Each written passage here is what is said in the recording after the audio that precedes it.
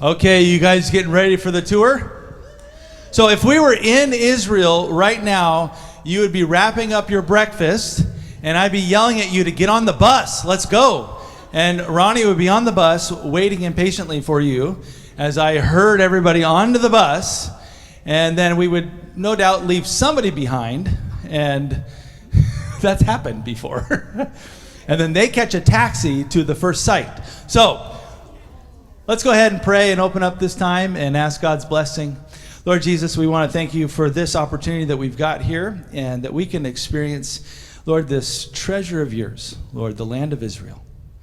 God, this has been something special to you since the beginning of time. God, I pray that you would speak through Ronny, use him, and Lord, that we would become more enriched and more knowledgeable of this land. And God, I pray, according to your will, that if we could do a in-person tour, Lord, that you would make that way and we would be able to go and walk the land. We ask for your provision and your blessing. In Jesus' name we pray. Amen. All right, Ronny, it's all yours. You can unmute yourself. Yep. Well, good afternoon. I'm looking for just a minute. See, with all the preparations, you forget the most important thing sometimes. No, it's okay. It won't be. Except for this being embarrassing, doing that when all of you are watching me.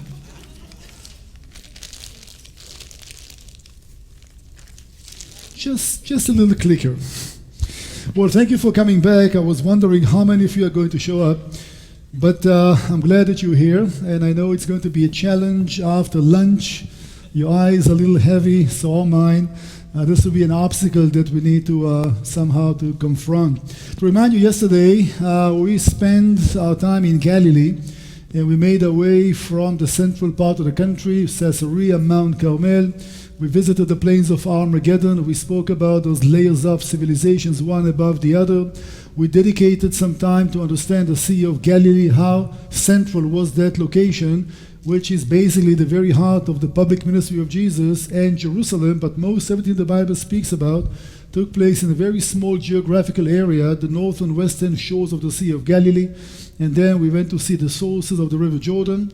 We climbed up to the Golan Heights, and we said a few words about current events in the region, and that's where we stopped yesterday. Today we're going to leave Galilee and make our way down to the lowest place on earth, which is the Dead Sea, and speak about a couple of locations. The plan for this afternoon is to, again, try to squeeze in as much as possible, and I'm sorry for the confusion. I know it's not easy to follow.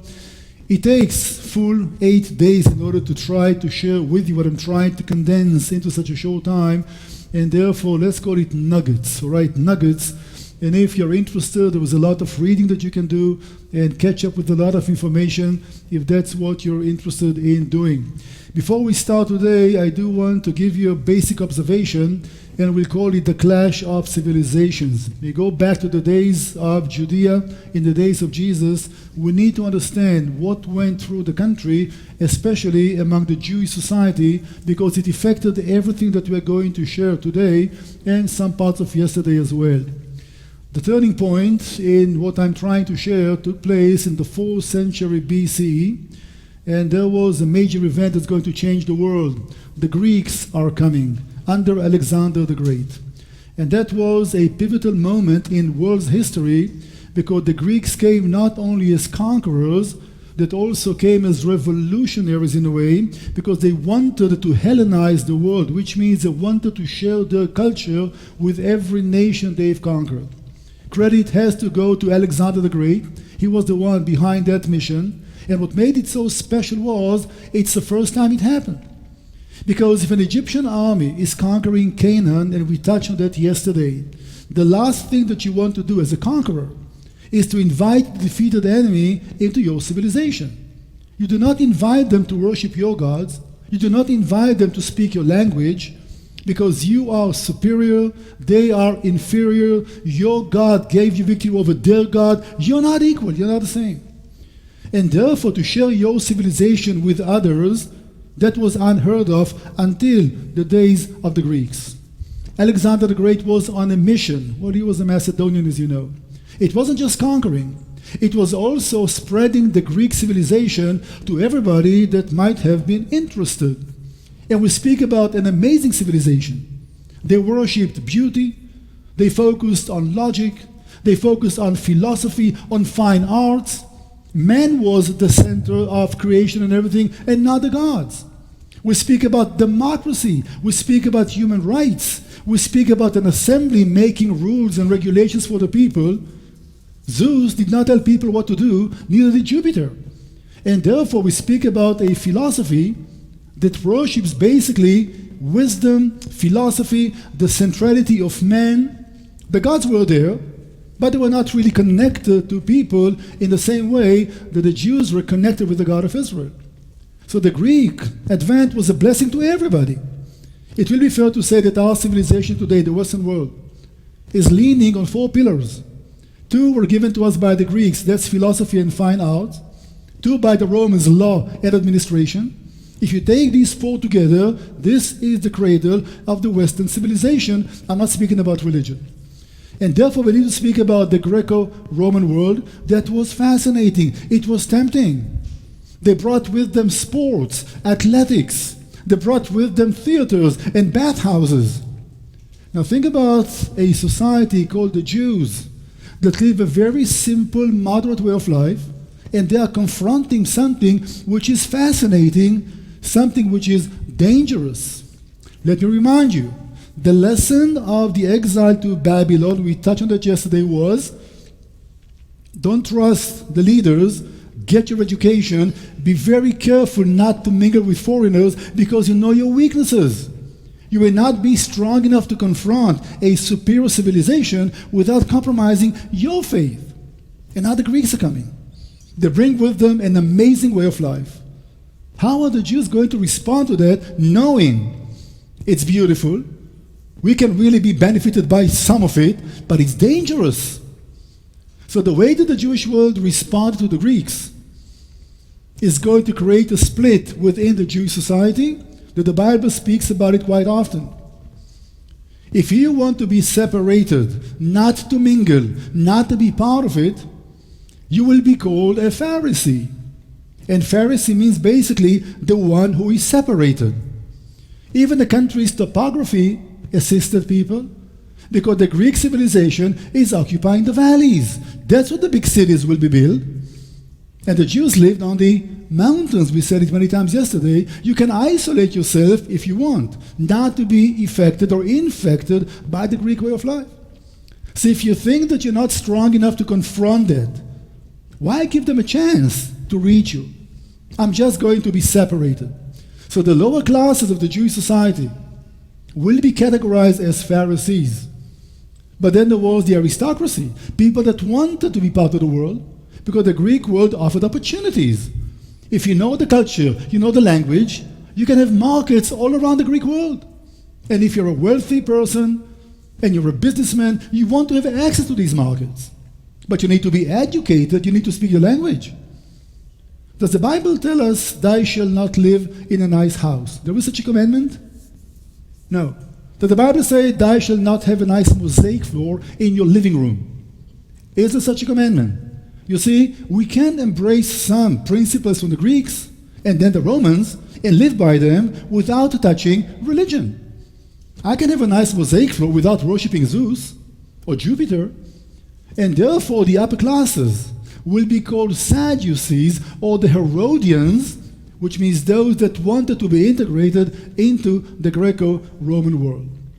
And Jesus speaks about the Pharisees and the Sadducees all the time. And you cannot understand the Jewish society unless you understand it was all built as a response to the threat, some will say, of the Greek civilization. Now, if you check with people back then and ask them what kind of questions that we are asking today, national identity, religious identity, people were not using those terms back then. History is easy, it's a story. But how can you understand the mindset of somebody who lived 2,000 years ago? How can you understand mentalities of people so far away in time and space? That's our problem. What was the worldview of a fisherman that lived on the shores of the Sea of Galilee by the name of Peter 2,000 years ago? How can you even begin to understand the mindset? And therefore, we need to understand the big story, and the details, not all of them, are easy to understand. So once you speak about Judea occupied by Rome, the days of Jesus, that's how the Jewish society was divided. Pharisees and Sadducees. All right? The poor, if you wish, and the wealthy ones. Those that want to be separated and those that want to be integrated. Jesus in Galilee was operating among the Pharisees. Small communities, very simple-minded people. They were brilliant in knowing the law. Everybody knew the law. They may not have a diploma in the house to say that he was graduated from that and that and that. But everybody knew how to read and write, and everybody knew the law. The power was in the hands of the Sadducees, and that was Jerusalem.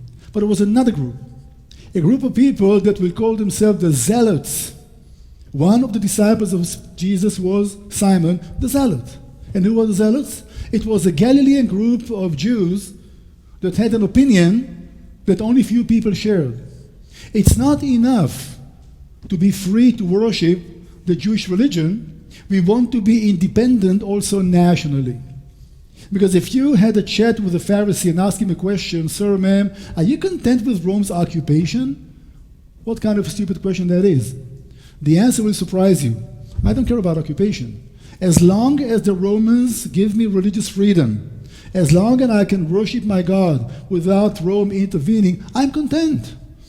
I'll have to pay taxes to somebody. I understand that, and I don't care. I can be a Jew or Roman, it doesn't matter. As long as I'm free to worship God in Jerusalem, I am content. Everybody will say that. Pharisees, Sadducees, we are not serving a God who is flesh and blood will be the answer. We're serving God himself, and therefore, as long as we're free to do that, we're happy. The Zealots had a different view. It's not enough to be able to worship. We also want to be independent. We want to have a king from the line of David. We need to defeat the Romans. Yeah, sure. A nation without a standing army is even thinking about going to war against Rome because you want to be independent. So we speak about three philosophies, three mindsets. One is very aggressive, very national, tries to convince all the others that the only option to freely live as a nation is not just religion, it's also the national aspect. And this long introduction, I gave it now because when you go down to the desert to visit Masada, we speak about the Jewish wars against Rome, and that's the mindset that we need to understand. Who are the people that believed it's doable? What were the circumstances? But you also need to understand the tension was building up. Ever since the Greeks arrived to the country and presented such a challenge, the tension was mounting constantly between the Jewish philosophy and the Greco-Roman one. It will end with a big clash. A clash in which the Jews will be defeated, losing the temple in Jerusalem. 2,000 years of exile started that we only now recover from when the state of Israel was born. It's a pivotal point in history to understand how important was that Jewish-Greek, Jewish-Roman interaction and how devastating it was, especially for the Jewish side. All right, are you still with me? I just kind of fell on you with all that information, but okay. So that will be the idea, the things that we must understand in order to carry on. Today we are going to go down to the Dead Sea, and when I say down to the Dead Sea, I mean literally, because we are leaving Jerusalem about 25 to 30, 100 feet in elevation, and we take a journey of 15 miles, that's it, and we find ourselves 1,400 feet below sea level. Boy, that's a slope. Now think about the pilgrims going up to Jerusalem. They were climbing that path, coming from Jericho. You know the Psalms of Ascent. What are the Psalms of Ascent? As you are climbing up to Jerusalem to lift up your spirit, you're tired, you're hungry, you're weary, you just want to get there. You're singing 15 Psalms of Ascent as you make that steep climb, coming from Jericho, cross the Judean desert up to Jerusalem. That's where Jesus was tempted in this desert, as you read in Luke chapter 4, by Satan in the very same desert. We are going to go down this road. So go to Luke chapter 10 when Jesus gives the parable of the Good Samaritan. It begins with a man was walking down the Jericho road. Boy, that's down, okay? So that's what we are going to do. We are going to take the road and make our way down to the area of the Dead Sea. And here is our path for today. We are leaving Jerusalem. We are going to go down to Masada. We stop later on at En Gedi. We see Qumran where the Dead Sea Scrolls were found. These will be the 3 key sites for today. Let's say a few words about the Dead Sea. Forgive me all this stupid animation over there. Sometimes it's just fun to do this whole thing. The Dead Sea is not a sea, it's a lake. But back in ancient Hebrew, there was no term for lake. Every body of water that was bigger than a puddle was called a sea. Sea of Galilee is a lake. So the Dead Sea is a lake, and this is the 5th saltiest lake in the world as well. Quite a large body of water, about 50 miles long, about 14 miles wide. The deepest point, another 1,400 feet or so, and between 38 to 40% of salt. Nobody calls it the Dead Sea, not in Hebrew. So why call it the Dead Sea? Because the 3 main reasons. Number 1, nothing lives in such salty water. Number 2, there was a very unpleasant smell of sulfur, especially in the afternoons. We go down there, people look at one another, I'm telling them it's not you, it's a lake, all right? I know that you washed and you showered, you're smelling the lake basically. And number 3, it's so hot over there. In fact, Christian sources call the Dead Sea the entrance to hell. Jewish sources speak about the Dead Sea as a source of life, because the salt that was mined there and the date palm trees that grow in the oasis over there was the source of sugar to the whole Roman Empire. Many people lived out of the Dead Sea, so we don't call it a Dead Sea. We call it a Salt Sea. The names are important. How you name something will show your approach as well to a certain area. So this is the Sea of Salt. And again, a big treasure that we have in Israel until this very day, some major industries. Let me try to answer the question of Sodom and Gomorrah, quite intriguing. People ask this question regarding the Dead Sea area. Very simply, we don't know. We don't know because the Bible points at 2 possible locations. When you go to Genesis 13, Abraham and Lot decide to separate. And the Bible tells us they are standing between Bethel to Ai, which is someplace around here. And from that area, Abraham tells Lot, well, you choose. And Lot looks down to the plains, the Bible says, and he sees the lush area of Sodom, and he chooses to go down to Sodom.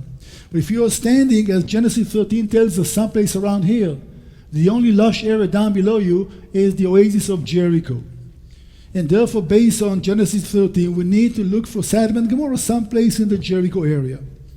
6 chapters later, Genesis 19, Abraham had wandered south to Hebron, and he's pitching his tent outside Hebron, and from that location he sees the destruction of Sodom and Gomorrah. You cannot see Jericho from here. You can see the southern part.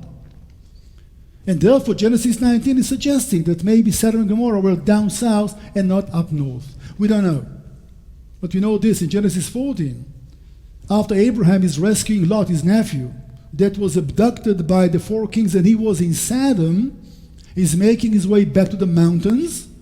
And on the way, he is meeting not just Melchizedek, but also the king of Sodom, the Bible says. The way to go back to the mountains is this one, which means that based on Genesis 14, we have to come to the conclusion that Sodom was someplace in the Jericho area and not down south. As we speak, 3 different teams are excavating sites in Jordan today, claiming they found Sodom and Gomorrah. Nobody knows. And sometimes the confusion is because we don't have enough geographical data in the scriptures.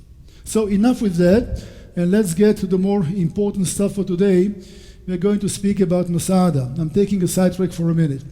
For those of you that are going to come to Israel, and you want to understand how the people of the country today are connected to the land, you have to visit and fully understand the meaning of 3 main sites. It's an opinion of mine. You won't find it in books, just an opinion.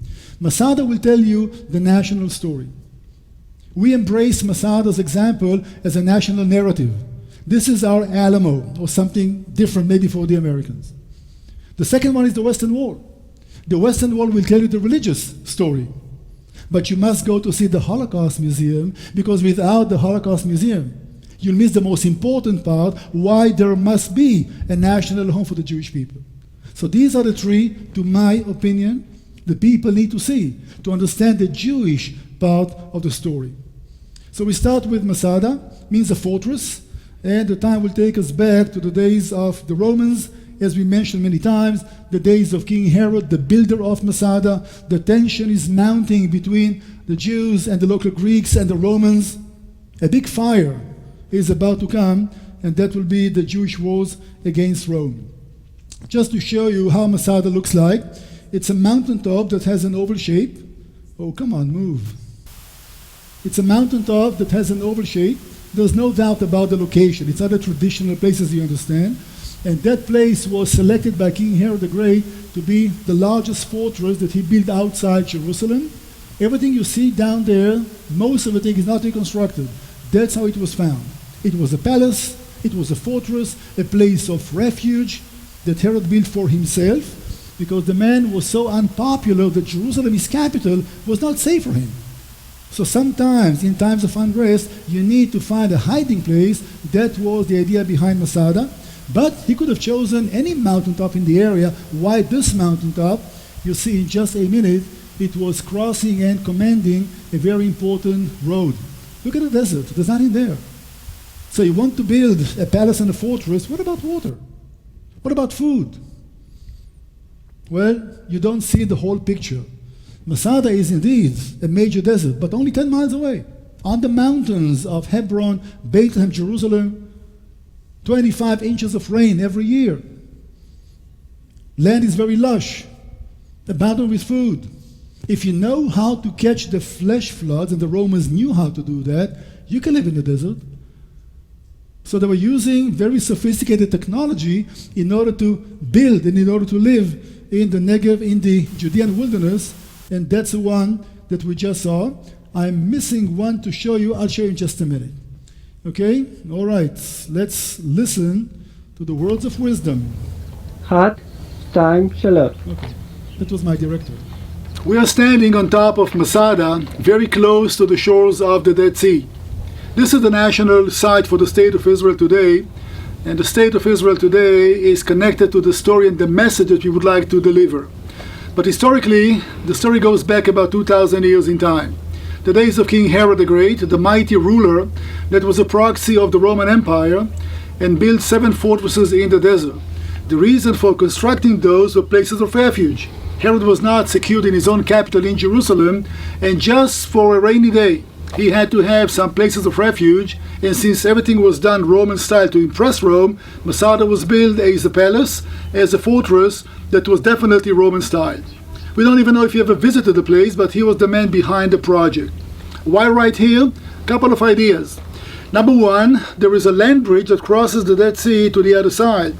And back in the days of Herod, the client king of Rome, that was the line between 2 mighty empires. It was Persian territory on the other side, and since the lake is down below, there was no way to cross from the other side unless you take the land bridge. So if indeed these were the sizes of the Dead Sea 2,000 years ago, that will explain why this mountaintop and not anybody else in any other mountaintop in the area. Masada literally means a fortress, and indeed the place was built as a fortress and as a palace. When you tell the story of Masada, you can divide it to 5 minor stories. Number one, what you see around you. Everything was built in the days of King Herod the Great, the walls, the bathhouses, the palaces. But Masada is known predominantly for the story of the Zealots, and that will take us 100 years later. Scholars do believe the place was erected around 25 BCE, but the main story will take us to 66 AD, and that will be the first year of the Jewish war against Rome. If you knew anything about the Jewish society back then, and you had the chance to chat with Jews who lived in the country, to ask them a question. Sir, ma'am, are you content with Rome's occupation? That may be a stupid question to ask, but the answers will be important. If you approach a man that came from the majority of the Jewish society, a man called the Pharisee, his answer will be, I only care about one thing, and that will be worshipping the God of Israel. As long as the Roman Empire respected the temple in Jerusalem, for most of the people, they could easily endure any kind of oppression because you pay taxes to somebody anyhow. And therefore, if you were a Pharisee, which means the majority, your answer to the question will be, we serve a king who is not flesh and blood. We understand that we need to pay our taxes. But as long as Rome respects the temple, there's no motivation to go to war. If you checked with the Jewish aristocracy, the Sadducees, they would have told you, we live like Romans, we have our positions given to us by Rome, there's no reason to go to war either. So the question is, who were the people that led the whole nation to this war against Rome? Well, they were the Zealots. We speak about Galileans, and the only group in the Jewish society that had a national agenda and not just a religious one. So the question that you would ask a Zealot, are you content with Rome's occupation? The answer will be, we hate the Romans, we want to be independent not just spiritually, but also nationally. And what we need to seek as a nation is to have a king from the line of David. The problem was that we speak about a very militant minority, but a minority. And they had to convince all the others about two things. Number one, freedom is the only option, which means to go to war against Rome. Number two, to prove it's doable. It's one thing to say we need to defeat the Romans, where we speak about a nation without a standing army. How would they do that? So that will be the backstory to understand the sentiments of the Jews in the country, and who was the one that dragged the whole nation to war. We speak about the very militant approach. We speak about the Zealots. Well, here is the land bridge that I was mentioning, and you can clearly see that there is a land bridge that crosses to the other side. The lake is on both sides of it, and keep in mind, this will be Persia back then. This is Roman territory. The Romans did trust Herod. And for that reason, when Herod said, "Sir, to Caesar Augustus, I want to build a fortress," permission was given because to build a fortress may be an act of rebellion unless you have consent. So it was one of 7 fortresses, and you do see how the whole area looks like today. And since we speak about a very competent king and money was not an issue, they started working, they built everything. But most of the story, as I mentioned, happens about a century later. The tension is mounting between the Roman authorities and the Jews in the country. It comes to such an extent that the Jews understand that Rome no longer respects the temple. At 6 AD, the Roman authorities decided they are going to make Judea a province. It was a client kingdom, to remind you. After the death of Herod, one of his sons is appointed by the Romans to be the ruler of Judea, Samaria. 10 years later, 6 AD, they exile him and they move to step 2. Judea is proclaimed to be a province. Let me remind you what the Gospel of Luke chapter 1 tells us. In the days of Quirinius, the governor of Syria, when Caesar Augustus was Caesar, he ordered the world to register. For that reason, Joseph took Mary to go back to Bethlehem, right? That was the reason. What does it mean to register? It was a population census. That was procedure before you proclaim a nation or province. Which means that now Judea lost its independence. It's not even a client king. Now it's a Roman governor that was sent over. Now keep in mind that the Roman governors were not sensitive at all to nuances that the Jews considered very dear. And because of misunderstanding sometimes, it can lead to a lot of bloodshed because the Romans did not understand the Jewish mindset. One example, Pontius Pilate, and you know the name obviously, he decided, which looks something good to do, he's going to take temple money and to use the temple money to build a new water carrier for the temple. It sounds a legitimate cause, right? Well, he did not understand. The temple money was sacred to one thing only, to buy the sacrifices. And if you use temple money without asking the Jews what are their feelings, expect problems.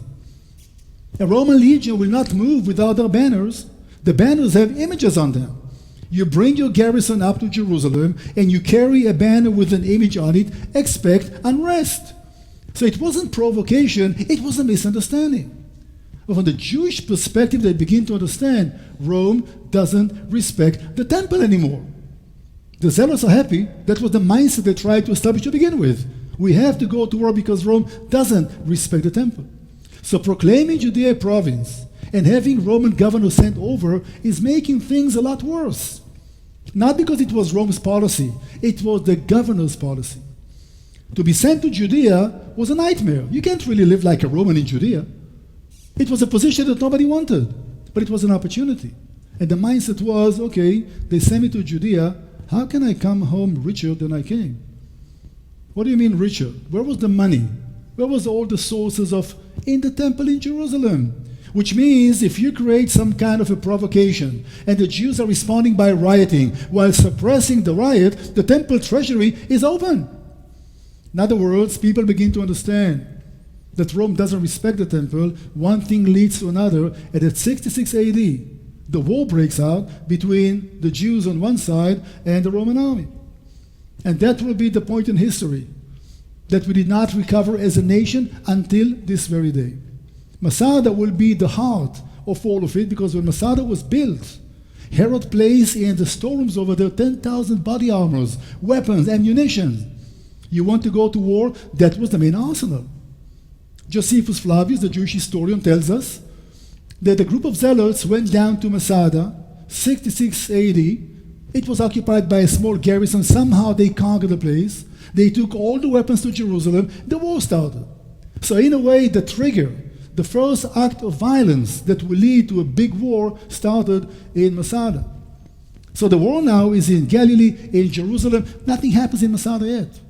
But Masada will be the final episode as well, as we'll touch on in just a minute. So we went through the circumstance. I'm going to run this one. Look at the Judean desert and look at this. We speak about water, right? We have those couple of times every year, right? I pictures of it about 3 years ago. Think about 10 such bodies, beds, and the sheep flows through this place. Everything comes from the mountains of Jerusalem. If you know how to do dams halfway up, you stop the water, you break ponds, and you carry the water from this pond with aqueducts into systems. That's what they did. So just to show you how much water flows through that desert in the rainy season. That was the way to solve the problem and to sustain life, basically.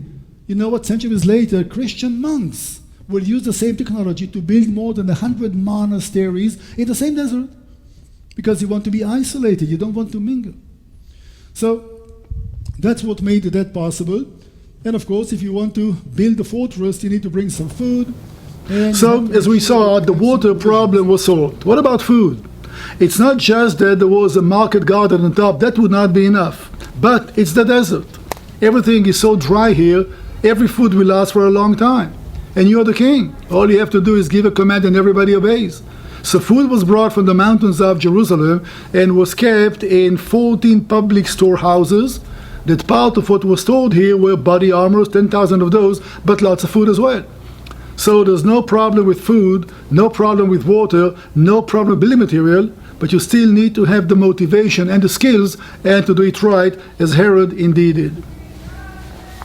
So that's what made Masada such a powerful place and a powerful fortress. And we speak about the war goes on. At 70 AD, Jerusalem is conquered by the Romans. When we speak about Jerusalem, we'll go into some details. Masada is still there. 960 men, women, children occupied the mountaintop. All come from the groups of the zealots. And after Galilee was destroyed, many of these zealots came to join their families. On top of Masada, it became to be a town. Living quarters in the area, waiting to see what are the Romans planning. And it's amazing because after the war was over, AD 70, for 2.5 years, nothing happens. The zealots thought maybe the Romans will not pay any attention to us and we can maintain our kind of independence here. But 2.5 years later, the mid of 72 AD, Gaius Silva, the commander of the Roman army, leads 20,000 Romans into the desert to conquer Masada. We don't understand the motivation. Why invest that amount of forces, that amount of money to deal with an issue that was not a threat for the Roman Empire? The one thing we can think about is to deliver a message. Nobody rebelled against Rome more than the Jews. The Jews are the professional troublemakers of history, and the Romans had enough. And therefore the thought was, we are going to do whatever we need to take you out and your rebellious spirit as well. And the Roman army, when they come to Masada, they start working, and nothing will stop them from working. And since the cliff is impossible to approach, they decide to build a ramp and to build war machines, huge mobile towers, and to push them along the ramp. This is all man-made, all right, to bridge the wall and to conquer the place. Other option was a siege. But when you have that much food and water, that siege will last a long time, and the conditions are very unpleasant. The Romans had to send 7,000 slaves every day to the nearest spring, 10 miles away, En Gedi, just to sustain the Roman forces. Now the zealots on top couldn't do much, waiting to see what are the Romans planning. And at the eve of Passover, late March 73 AD, the Roman army is ready, and that's where the drama of Masada begins. This was the synagogue of Masada, and that's where the story goes on. We are seated now, literally, in the wall of Masada. It's impossible to see, but behind this wall over there is an abyss of nearly about 1,000 feet that drops down to the foot of the fortress. And we are seated now on stairs, seats, that were not officially designed by King Herod the Great, but by the Zealots. When the Zealots came to occupy Masada, they did not come to enjoy the beauty of the Roman palace. They came for a purpose, and they needed some facilities that the palace did not have. If you live in a Jewish community, you have to have a cleansing facility, so they built some, and you have to have a place of gathering, that would be a synagogue. As long as the temple was still standing, this was not a place of worship, that was a place of gathering, that was a place of teaching, education. And obviously, when the story of Masada is about to come to an end, decision had to be made by the locals because the Roman army was ready with their seer system. It's only a matter of days before the Roman army is going to breach the walls and occupy the place. The big question was, what are we going to do? Josephus Flavius was not here for that occasion, but he tells us that 2 women and 5 children survived, and they were brought to Rome by the Romans, and he heard the story from them. And he basically tells us that Eleazar, son of Yair, the commander of Masada, gathered all the men to the synagogue and presented a simple question: what are we going to do? And you do understand the mindset of people. The Roman army is about to breach the walls. We speak about families, men, women, children. What were the options? But you also have to keep in mind, we speak about zealots, and zealots came from a certain part of the Jewish society that really worshipped, if you wish, not just the God of Israel, but political freedom. And therefore, knowing that the Romans are too powerful, and knowing that stopping them, engaging them in battle would be almost impossible, it left one option only: to die as free people, and that was to take their own lives. So think about the drama. Think about the mindset of the people, knowing that the hours are short, and the time is short, and they're seated right here to make that big decision. And then Josephus tells us the men went back home to kill the family. It's a horrible story, not an easy one to tell. The mothers first, so they will not witness the death of the children. And then the men got together here, and they had to cast lots that we saw earlier. And that's how the last one had to fall on his sword. But basically people killed one another. It was not really committing suicide. So we are sitting in a place now which basically is focusing on the story of Masada. It's important for me to say that because the story is that the Jews committed suicide, right? If everybody knows the story of Masada, the Jews committed suicide. Well, Jews don't commit suicide, right? Well, some people do. But you need to understand that the ultimate sin that a Jewish man or woman can commit against God is to take his own life. God gave you life. He'll take it away. You do not take your own life. And for that reason, in Jewish cemeteries, people that kill themselves are buried outside the cemetery, not with all the others, because they did something that you don't do. And therefore, with all the horror and all the tension and all the terrible mindset, everything had to be done by the Jewish protocol, which means people had to kill one another. And as I tried to explain, but I apologize, the audio wasn't that great, Josephus Flavius tells us that the men went back to their homes and killed the family. And he says clearly the mothers first, so they will not witness the death of their children. And then the men got together casting lots, and 10 were chosen to kill all the others. And then 1 was chosen. It was done willingly because this is the only way to die as a free individual and not to be slaves of the Romans. And for that reason exactly, the state of Israel 2,000 years later decided to stick to the Masada story as a symbol. We have a slogan that you see on bumper stickers and t-shirts: Masada shall never fall again. It's not the mountaintop, it's Masada representing the state of Israel. Now, we are not a very religious nation, I have to say, in many ways. But we all know why we are there. We are in Israel because God keeps his promises. So for us to be able to come to a place like Masada and to see how God is working and to see how the prophets are being fulfilled, we don't take it for granted. It's awesome. And for my generation, I am the first generation that can say that I live in my own country as an independent individual because God chose to keep his promise to his people in my lifetime, it's awesome. And I am the son, as many of us, of Holocaust survivors. My parents could not say that because we lost most of the family. We are indeed the first generation. So you do understand why Masada is so dear to us, delivering that message. The question is, how do we pass it on to the next generation? That will be, of course, our main challenge. So the story of Masada is important for me to deliver. And again, I guess that you understand now the reasons why Masada was chosen to be our national site. And there was another reason. We could always stick to biblical characters. We can use Gideon as a mighty national hero. But the Bible is also a Christian Bible. What will be the moment or the incident which is only Jewish, focuses on independence? So Masada was a choice that was made by the nation, and today, what can I say? In the spirit of political correctness, not everybody likes the story. What kind of a story is it? Was anybody asking the kids what they want to kill themselves? What about kids' rights? What about women's rights? What about, you understand the manner of speech today, I will say some things don't touch. All right, so Masada is a choice that we made as a nation that not everybody likes, but that's how we want to present ourselves to the rest of the world. Our next stop will take us on our way back almost to Jerusalem. We're going to visit a place which is a place of exceptional beauty. That will be Ein Gedi.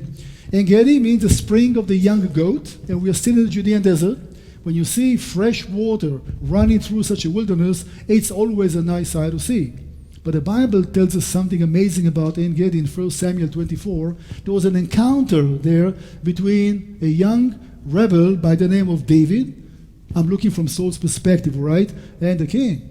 The king was obsessed with David's career, and a drama took place in the area of Ein Gedi that I'm sure that some of you know. This is part of the virtual tour that we have online already. Okay? It's beautiful. Fresh water running through the desert. Absolutely amazing. We are visiting now a place called Ein Gedi, which is by the shores of the Dead Sea. Ein Gedi means in Hebrew the spring of the young goat, and water feeds a spring which is about a mile away from here, and that's what flows behind me straight down to the Salt Sea or the Dead Sea.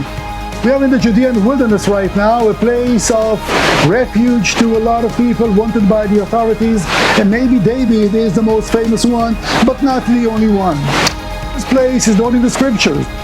When you go to the book of Joshua, chapter 15, the Bible speaks about the tribe of...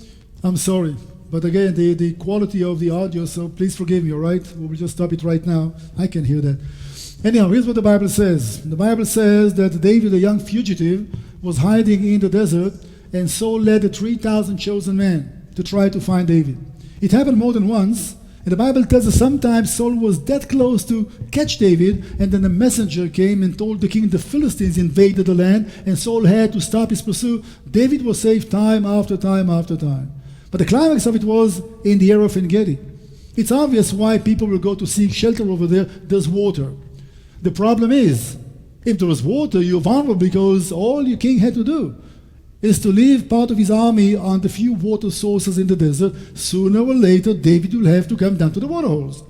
So that was the disadvantage of it. But on one occasion, the Bible says that Saul is leading his army, and he has to relieve himself. I'm using the biblical text here. And he goes into a cave, not knowing that David and his men are hiding in the recesses of the same cave. You come in from the bright sun into a dark area, had to be a big cave. David had 600 men with him, okay? Which cave was it? You choose. Nobody knows. One of the caves in the area. And the Bible tells us the king is busy, and David's men try to encourage him, go and kill Saul. You are the chosen one. God promised you a kingdom. What are you waiting for? We are sick and tired to be in the desert like nomads. We want to enjoy the sweets of office. It's an opportunity. Now, David's answer is a classic one. He's not going to harm the Lord's anointed. Saul is still the king. But to show Saul that he had a chance to and spared his life, the Bible tells us he's crawling very close to the king. How come nobody made a movie out of it? And he cuts the corner of his robe. And Saul is done, takes his robe and goes up to join his army. And David comes out from the cave holding a piece of fabric. My Lord the king, he cries out. And Saul is breaking in tears, admitting that David is the better man. And Saul is asking David, when you're king, promise me you're not going to kill my family. And David makes a promise that he's not going to keep. David is going to destroy the whole house of Saul under some circumstances. I'll spare the whole details. You go and read the scriptures, the whole story is there. So En Gedi is a place of great beauty. En Gedi is a nice oasis in the desert and the scene of this drama between Saul on one side and David on the other side. They found a synagogue in En Gedi. It's me or I don't know. They found a synagogue as well that had an inscription. The inscription says that anybody that will tell the secret of the community will be executed. What are we talking about? What kind of a secret was it? Well, we have a clue. En Gedi and Jericho were the two only places in the world that a very unique tree used to grow that was called the balsam. And they're produced from that tree by scratching the skin and collecting the sap and process it, the most precious perfume in the world. Which means the place had its own value. And Josephus tells us when the Roman army was on its way to Masada, they stopped to fight for the trees. Because the trees were of such a tremendous value, it was more important to the Romans than the fortresses in the area. It was so important that Mark Antony, you know the name, Richard Burton, okay, took those trees from Herod and gave it to Cleopatra, Elizabeth Taylor, because they wanted that in Egypt so badly. So how can you call the Dead Sea when it was a source of life through so many industries to so many people? And the Bible tells us in the Songs of Solomon that En Gedi was known to be a place of plants of great fragrance, was a place of perfumes. The Spring of the Young Goat, that's the name of it, and we have a few stories which are connected to En Gedi. And here is a young goat, or a wild goat, it's called an ibex. Very common in the area. Since hunting is illegal in Israel, the numbers multiply. They cause so much damage to the very little vegetation in the area. You can't hunt them, but they're very common in the area, and so are camels. So I know that many people that come to Israel believe that that's all we have. Camels, mosquitoes, desert, and tents. Not anymore today. But to speak about the biblical scene, well, that's definitely the way that the country used to look like back in the biblical days. To bring session number 1 to conclusion, we are going to go now to Qumran and speak about the Dead Sea Scrolls, maybe the most important discovery that was made in the 20th century, or maybe ever. The Dead Sea Scrolls are amazing because of one main reason. The reason is that until the scrolls were found, the most ancient text of the Bible, when I say Bible for the next 10 minutes, forgive me, the Old Testament, all right? The most ancient text of the Bible was a book that is called today the Aleppo Codex, that was written in Tiberias, in the end of the 10th century AD. There was nothing older than that in Hebrew. We have a lot of material in Latin, in Greek, not in Hebrew. And some people that question the authenticity of the Bible, the integrity of the Word of God, had an argument to make.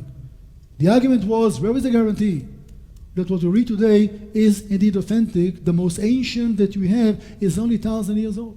Is it possible that something was added to the text? Let me say it right away. The Bible is the Word of God, period. No need to prove it in any way. For the sake of argument now, if we have to prove it, well, the Dead Sea Scrolls are the answer. Because overnight they found pieces that came from more than 1,000 scrolls. All the books of the Bible but the scroll of Esther. Nothing from Esther and nothing from Nehemiah. But Nehemiah was part of Ezra. It was one book, Ezra and Nehemiah. We found one copy of Ezra, so let's give Nehemiah the benefit of the doubt, all right? Nothing from Esther. So the value of the Dead Sea Scrolls is the fact that we can show this continuity. It is indeed the Word of God carried from generation to generation by the zeal of scribes that used to sit in the scriptoriums, sometimes in caves, just to write down very zealously the Word of God without missing a single tag, sometimes in Jewish sources, when you make a new copy of the Bible, you know that the scribe was so professional that you cannot use the old one because it didn't make any error, didn't make any mistakes. You know what they do when they write it down professionally today? They know the number of letters in every chapter. They count them a couple of times. If you're missing one, the whole scroll is disqualified. You start from the very beginning. If you're misspelling the word of God, for example, you cannot use the scroll anymore. Every synagogue has a scroll. Before you write down the name of God, you go to cleanse yourself in a certain facility because you have to bring yourself to the highest level of purity before you write down the name of God. So we take it very seriously, and we don't have translations. It's one version that all the Jewish world is using in every synagogue. We don't have the NIV and the New King James. I'm not criticizing. I'm explaining how confident we are that what we hold in our hands today is indeed the Word of God without any doubt, without any question. So the value of the Dead Sea Scrolls is breaching a gap of 1,000 years. You take the scroll of Isaiah, and the whole thing was found. The one book that all of it was found is Isaiah. And you compare that to what we call Isaiah today, it's identical. 3 minor differences. You need to know Hebrew to understand it, but some letters look so much alike. If you take one letter and add another half an inch, it's another letter already. So we speak about scribes that maybe were not that professional, but there's no question about how important are the Dead Sea Scrolls. And they were found in caves in the area called Qumran. Maybe some of you heard the name, because Qumran is a great enigma. Until about 15 years ago, there was one theory that everybody followed.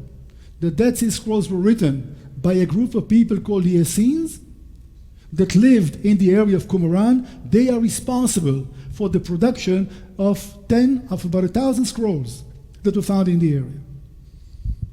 That's no longer the assumption of today.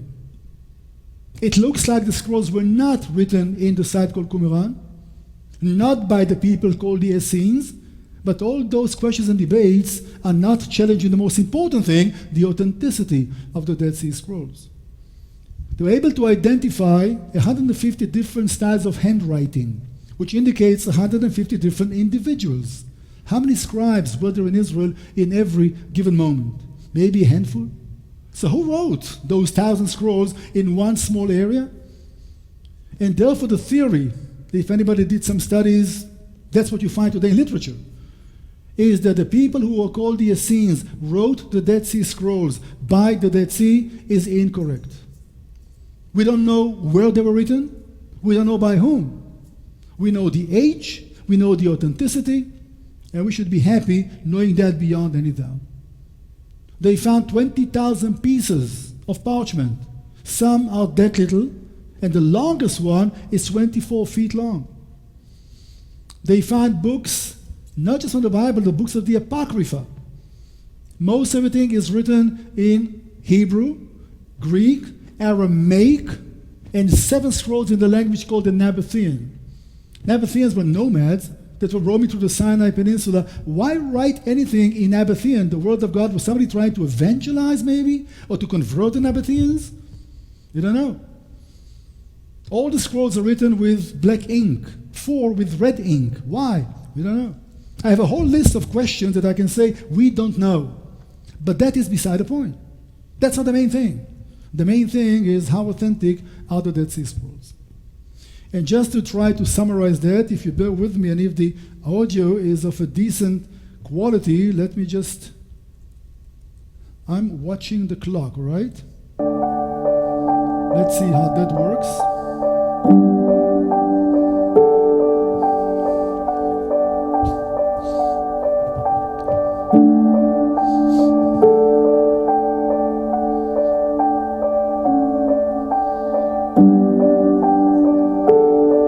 Depressing landscape, as you understand.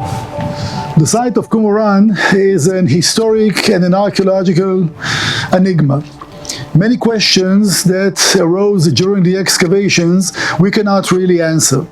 It was occupied by Jews, no doubt, and to testify to that will be the many ritual cleansing facilities that were found, and nobody else was using those but Jews. Yet no living quarters were found. And therefore the question is, what exactly was Qumran for? Some scholars do believe it was indeed the headquarters of people who lived in maybe temporary dwellings in the area, maybe in caves in the area. Some scholars do believe that Qumran was a military post or maybe a beautiful villa of a wealthy family in Jerusalem, because jewelry was found here in the area as well. Until about 15 years ago, there was a certain paradigm regarding Qumran. All the scholars that were dealing with the Dead Sea Scrolls agreed that the Dead Sea Scrolls were written here by a group of people called the Essenes, and they lived in the area, maybe in caves in the area, and they produced about 1,000 scrolls. Well, a few scholars will debate that, and there are some other theories regarding that. 3 ancient sources speak about the Essenes. We don't even know the right name in Hebrew because it's all in Greek and in Latin. And therefore, even the term Essenes or Esim in Hebrew, we speculate Essenoi will be the term in Greek. The first one, Josephus Flavius, a well-known historian who lived in the country, knew them very well, tried to become an Essene himself, and he said that we speak about the groups of men alone, that lived in different towns and cities in the country. He's not mentioning the Dead Sea. The other source that mentions them is a Greek, Jewish, Egyptian person by the name of Philo, and he wrote in Greek as well, and he said the same thing. We speak about men that lived in communities around the country. He doesn't mention the Dead Sea either. The only historian that mentions the Dead Sea is a Roman one, and that would be Pliny the Elder, a man who died when Mount Vesuvius erupted and buried Pompeii under it, and he's the only one who speaks about the Essenes and mentions the Dead Sea. And therefore, to make that connection based on script or based on evidences at the time, there's no connection to the Dead Sea. And therefore, most likely, the Essenes did not live in the area, and maybe they were or not the authors or the scribes who wrote the Dead Sea Scrolls. That's not the point. One thing is beyond any controversy. One thing all the scholars agree, and that will be the fact that the Dead Sea Scrolls are authentic. We don't speak about something that was written later on. We speak about authentic material. Those that say that they were written here in this area, well, not a single piece of parchment was found in Qumran. 2 inkstands and a long stone table that may be the workshop of a scribe, but besides that, absolutely nothing. The scrolls were found in caves in the area between 1947 to 1956 in 11 different caves. They found close to 1,000 scrolls, some of them tiny pieces, and some of them, the longest one, the temple scroll, is about 26 feet long. And therefore, nothing is to indicate when you compare or when you add all the pieces together that the people who wrote the Dead Sea Scrolls wrote them here. For example, they were able to identify 150 different styles of handwriting, which will indicate 150 different scribes. How many scribes were there in Israel in every given moment? Maybe a handful. So to think that all of them lived in a small community, that doesn't make sense. So the theory today is saying the following. The Dead Sea Scrolls are maybe the temple's library, but they found some stuff that was basically contradicting mainstream Judaism.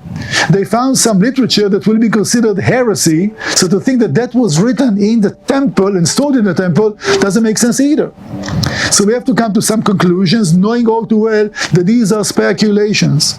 It's either the temple's library, maybe some other private libraries that were taken by the priests from Jerusalem as the Roman army was approaching to store them and hide them in caves in the area, to be redeemed 2,000 years later. It's a possibility. And therefore we have questions that not all of them can be answered. We do know, due to modern technology, some other things. Every piece of parchment has a DNA. We speak about animal skin. And if you can analyze those pieces and find the DNA and put those pieces together, if 2 pieces have the same DNA, that's easy. Same animal, which is written at the same place around the same time. Lo and behold, all the books of the Pentateuch, the books of Moses, were written on a cow skin. All the others on ibex, a local mountain goat skin, which is also a kosher animal. Why? All scrolls are written with black ink, 4 of them in red ink. Why? And therefore we have questions that we cannot really answer. We do know that most of the material was written either in Greek, Aramaic, or Hebrew, but some were written in Nabatean. And the Nabateans were a nation of nomads who lived far away from here. Why writing anything, the word of God, in Nabatean? Was anybody trying to convert them maybe, or to teach them the word of God? We don't know. They found a lot of jewelry. How do we to explain that? Well, some would say if you wanted to join the Essenes, a group that did not have any private property, you had to surrender your possessions, jewelry included. Well, that's one possibility. The other possibility that maybe it was a rich family in Jerusalem that had some kind of a getaway or some kind of a wealthy place by the Dead Sea. We can't really tell. They found so much pottery in the area that one scholar is suggesting that that was basically a workshop to manufacture this pottery. But when they analyze the clay, it doesn't come from this area. It goes on and on and on. And again, we just need to You understand the confusion, you understand the questions, but as I said, which is critical to understand, nobody's questioning the authenticity of the Dead Sea Scrolls. And when we go to Jerusalem, to the Israel Museum, I'll show you some example how these scrolls look like. And you don't go to the Dead Sea without having some fun, all right? So let's bring that to conclusion with the whole experience of floating during the Dead Sea. All the experience.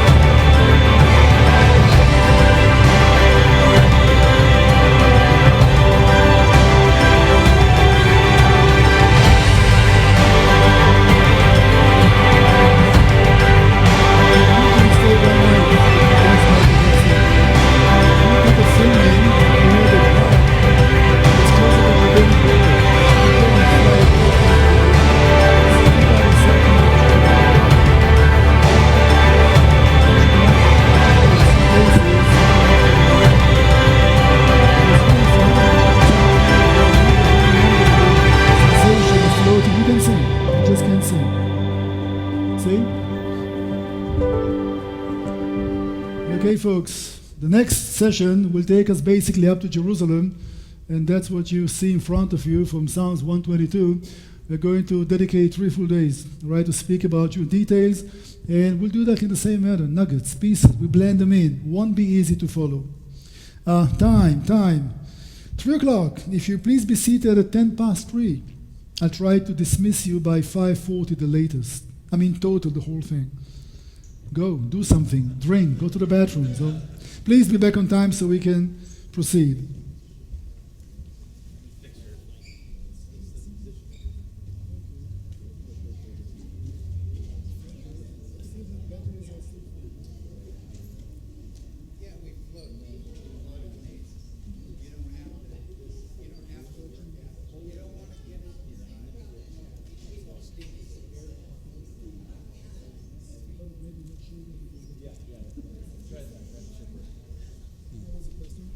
That was good. Yeah.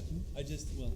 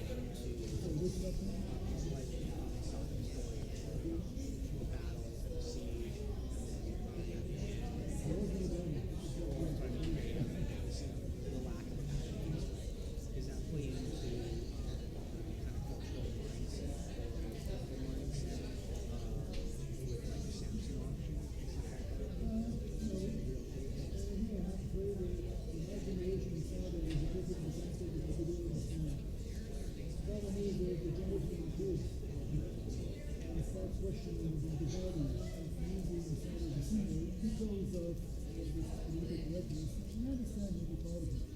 Some principles they said they're not going to educate the kids, and some things it speaks about more than children. Just to make the point, but so there's no consensus on that. There wasn't my generation, the father was a perfect church to be all in this time. How many years ago? The question is, what would be another possible national side? But no, the Samson option is, it wasn't that, they could just surrender and this country was over. The message is this is something that Americans can understand very well. Yeah, exactly. And Americans guys can understand. I was just having an Illinois. So that's exactly. So the message is not that much about religion, it's all about country. So that's why they represent, let's say, the national restoration of the states. First of all, is speaking about the religious side, that's just an opinion of mine. How you can kind of distill everything to 2 or 3 locations and put it together to understand what does it mean. But just an opinion. Yeah, fair enough. How long did it take the Romans to build the pyramid? Like, more money.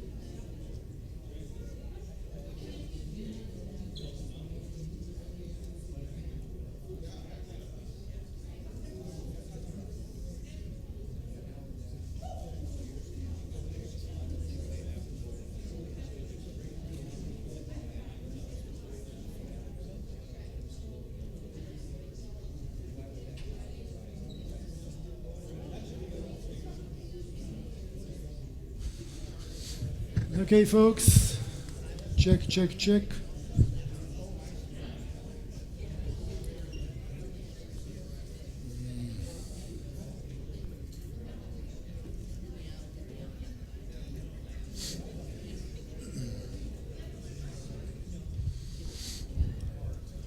Okay, ladies and gentlemen, we're going to dedicate the next couple of sessions, maybe not divide them by days because we are in Jerusalem, so we'll just be a little more flexible. in the way that we are dividing it, and I hope I'll have enough time to include almost everything. But we are going to come to the climax of the tour, obviously, and everything is designed in a certain way. You want to build up the expectations and the excitement and the drive to Jerusalem. There's no way I can share that sensation with you on a virtual tour. But when the bus climbs the mountains of Judea, we usually come from the Dead Sea up to Jerusalem. And people know that they're following the same path that millions upon millions of pilgrims were walking on the way to Jerusalem. You feel it in the bus. It's like electric. Everybody's so excited. And we play a little song to make it more emotional. And you go into a tunnel on the Mount of Olives. As you exit, the city is bang just down below you. Usually people are in tears when they see Jerusalem for the first time. And I've done that so many times, every group. It's contagious. I mean, you cannot just stay indifferent when you know how excited people are to set eye on Jerusalem for the first time. So if it's possible, hotel-wise, so to speak, we prefer to start in Galilee and then make our way to Jerusalem. Sometimes tours begin in Jerusalem. It's a different kind of an experience. So the way I try to share it with you will be that we first exploring the body, so to speak. Now we go to the heart. And the heart is by far Jerusalem, the city, and of course what the city symbolizes. So we're going to dedicate some time to speak about Jerusalem. And if I gave you a mission to choose a capital for the nation of Israel, the last place you're going to choose will be Jerusalem. It's a place of no significance, basically. It's not by the main trade routes. It doesn't have enough water to sustain a large population. The landscape is very rugged and not very comfortable. It doesn't have enough farmland in the area. But that's the place God chose. And that's it. And therefore Jerusalem was a choice that was made by God himself, pointing at a certain location, Mount Moriah. The only place the Bible calls holy, the only one, is Mount Moriah. That was the place that God chose and showed it to David to purchase the property for his son Solomon to build a temple. That's what made Jerusalem what it is. And until the days of Constantine the Great, the 4th century, Jerusalem was holy to one people only. Nobody occupied Jerusalem. Nobody assaulted Jerusalem because it was a holy city. And for that reason, Jerusalem was not the main target. The empires fought for the roads. Jerusalem was away from the roads. So usually the city was protected in that regard because it was capital and a holy place to one nation only. From the 4th century and then the Muslim occupation, today it's all about religion. It will be fair to say that Jerusalem is a place where people go to occupy the place because of religion, but it wasn't always the case. So today, close to 4 billion people on planet are looking at Jerusalem as the holiest place in the world, which is a very flattering situation for the city, but a very dangerous one as well. Although the meaning of the name Yerushalayim is the city of peace, Jerusalem did not enjoy that much peace in its very long and rich history.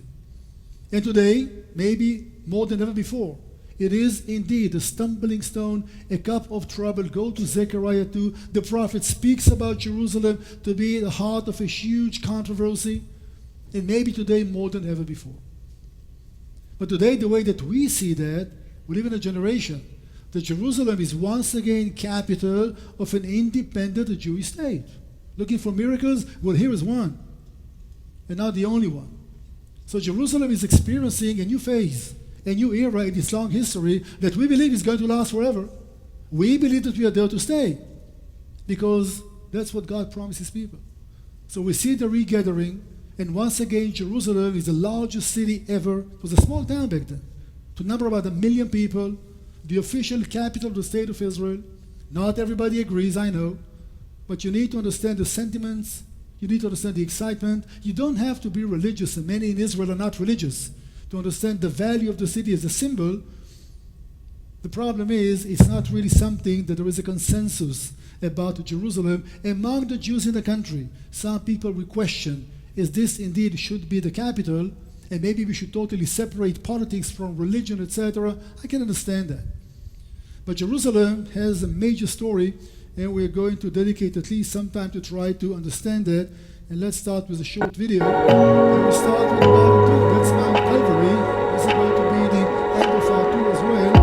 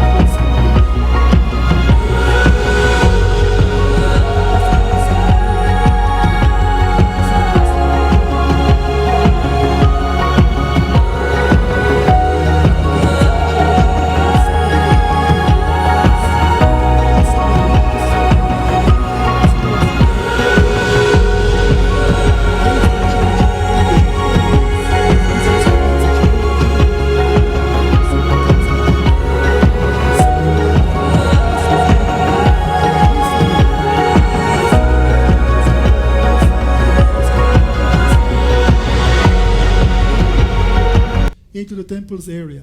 So this is just to give an idea about some parts of Jerusalem, and let's go to make things more complicated. I know that everything was so easy to understand so far. Let's make it a little more complicated. When it comes to Jerusalem, you must understand geography. You must understand topography. Without understanding mountains and valleys, it's hard to understand the story. But once you do understand that, when we speak about history, it will make things easier to understand. Here is an air photo of Jerusalem taken by a German pilot, I kid you not, in the early 30s. And we only focus on the biblical part of town. The city covers a large area today. But you're interested, of course, about the old part of town, the biblical part of town.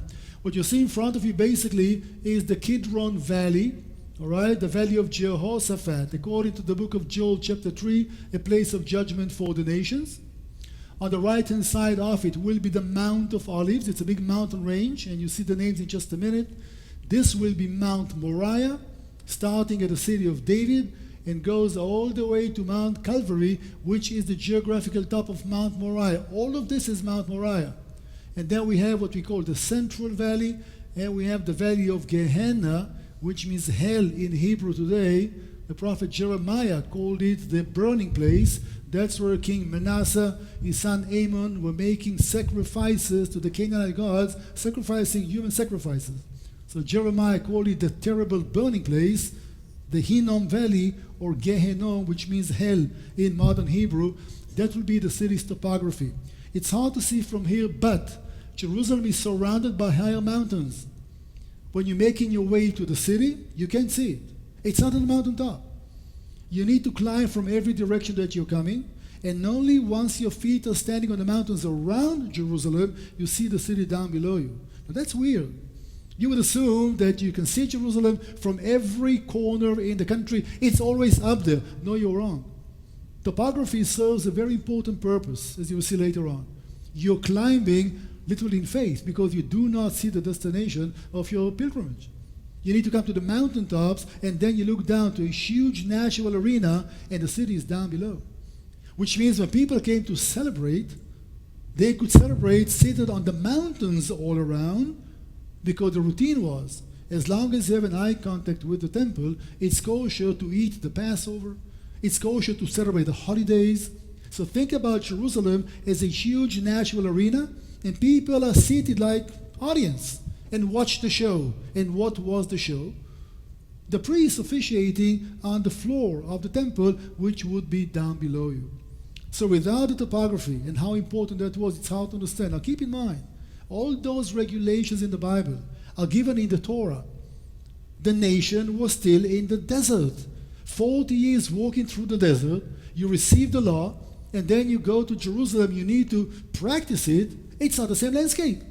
You need to make some adjustments because the mountains are different and the valleys are different.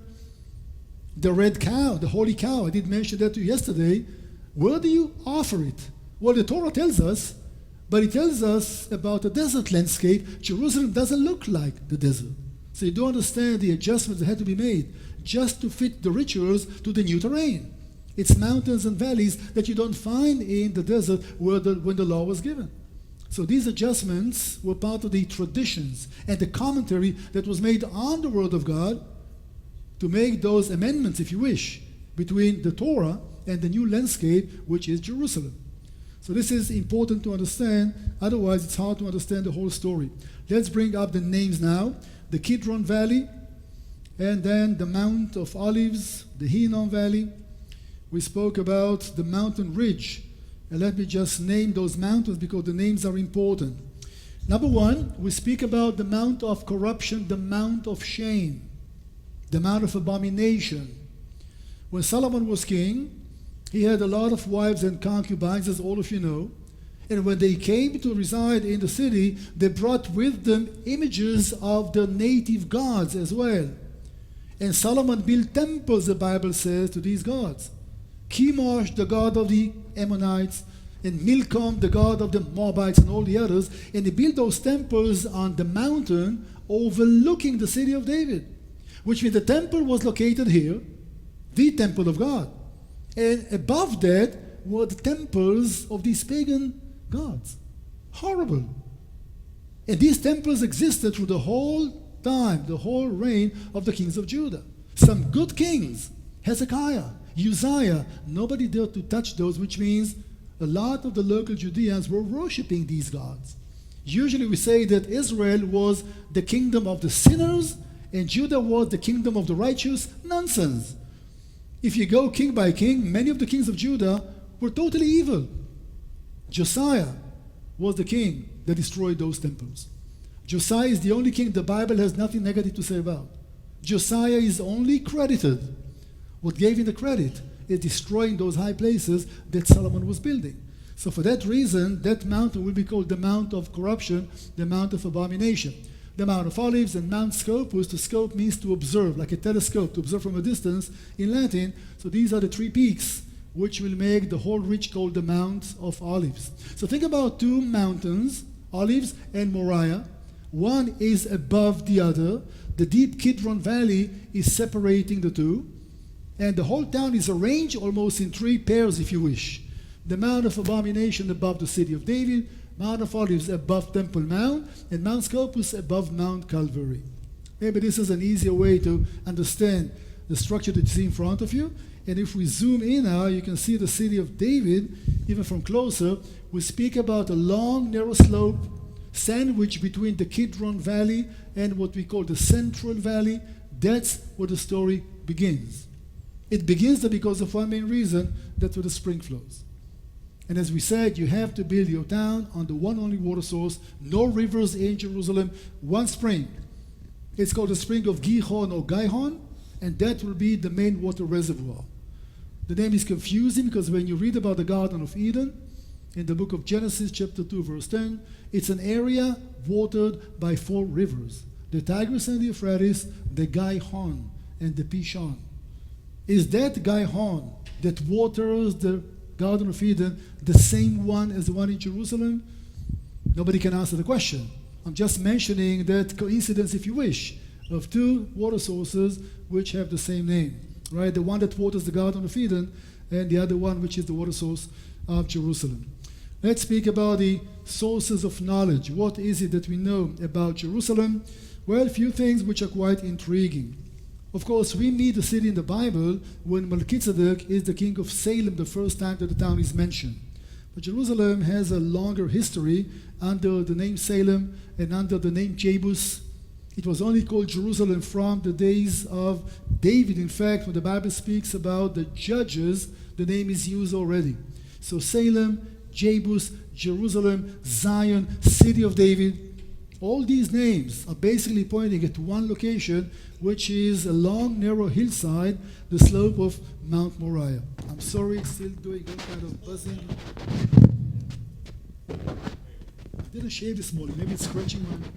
I don't know. Okay, well, here's what we have as a written material. In the Egyptian Empire, 19th century BC, there was a tradition among the Egyptian soldiers, before they went to do battle against an enemy, they used to write the name of the enemy on a clay figurine and smash it down to the ground.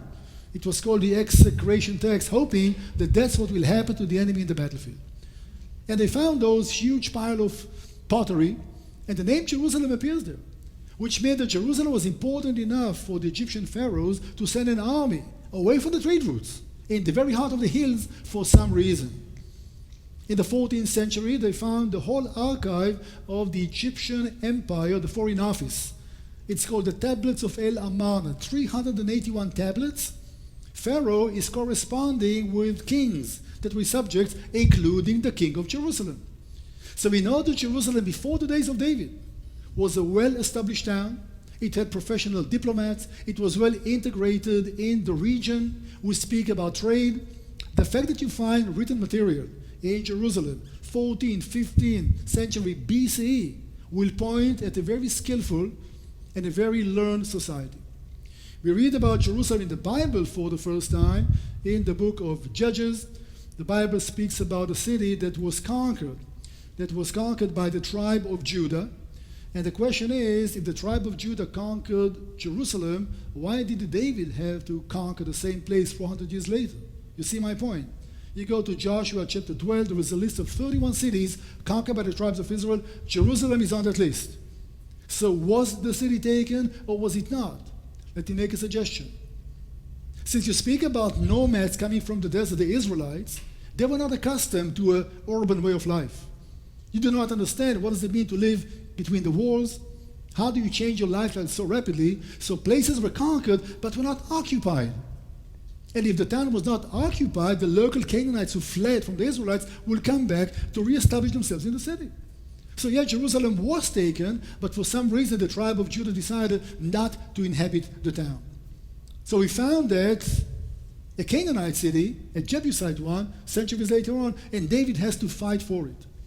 But the Bible speaks about Jerusalem for the first time in the book of Judges as one of the places that was occupied by the tribe of Judah. Now let's see if my ridiculous skills of drawing or something will make sense to you.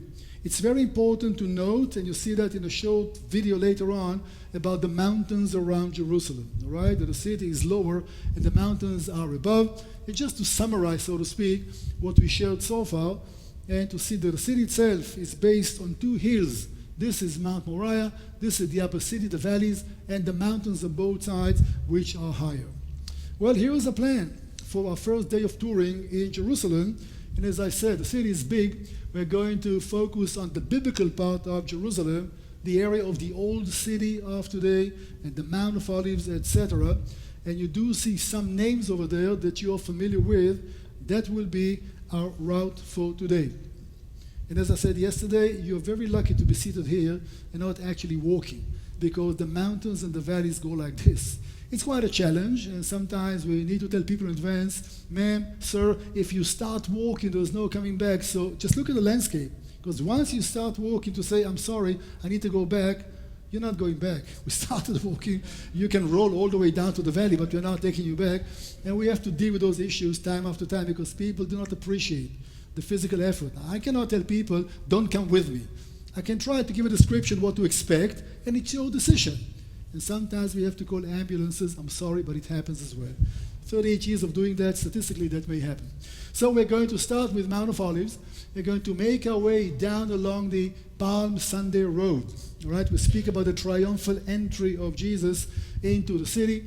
We're going to stop at the place that he wept over Jerusalem. We'll go down to the Garden of Gethsemane, and then we go through Stephen's Gate into the old city, following the way of the cross, going through the Jewish quarter, down to the upper room and the tomb of David. These are traditional locations. I can tell you beyond any doubt, what we call the tomb of David is not the tomb of David. What we call the upper room most likely is not the upper room. But as we mentioned already, we don't have enough geographical material to be absolutely positive about every stone, every street, every mountaintop. Jerusalem is Jerusalem. The Bible speaks about the ascension. Where exactly? It's a big mountain. Second coming. Where exactly? If you go to the last chapter of the Gospel of Luke, the Bible says the ascension took place outside Bethany. It doesn't say the Mount of Olives. I'm sorry, that's what the Bible says. Bethany is on the slopes of the mountain to the other side, not the mountaintop. If you go to the book of Acts, the first chapter, the Bible says the disciples, after witnessing the ascension, came back to town. But they were standing in a place that was called the Sabbath day's journey. That's the Garden of Gethsemane. Is it possible that the ascension, based on the scriptures, took place at the Garden of Gethsemane? That would be interesting, huh? That's what the Bible tells us. The Bible doesn't say the mountaintop. But you know, people, we look to the mountaintop. So it's a tradition. Where exactly? I had a group over there. One lady tells me, how is he going to come? There's so many buildings in the area. There's no place for him to come back. I said, ma'am, this is a question of theology. Don't check with me, check with your pastor. But he's going. He's going to. So you have those responses from people that are going to visit the place. So that will be our route for today. And we're going to start with Mount of Olives. Are you still with me? Are you okay? All right. What an amazing view. Let me start with a verse from the Bible, Psalms 125, verse 2. As the mountains round about Jerusalem, so the Lord is all around his people. And this will be a very accurate description of Jerusalem's geography and topography in the days of King David, in the days of the temple. We are standing now on top of Mount of Olives. And most of the pilgrims that came to Jerusalem from Galilee, from Babylon, from any other corner north to Israel, would usually take the road along the Jordan Valley, would climb from Jericho, and after a steep climb, when you're weary, you're tired, you find yourself standing on the top of Mount of Olives, and down below you, you see the facade of the temple. What an exciting moment that would be. It is true that the city is surrounded by mountains, and therefore you may climb up to Jerusalem, but you have to do that with faith, because you do not see the destination of your pilgrimage.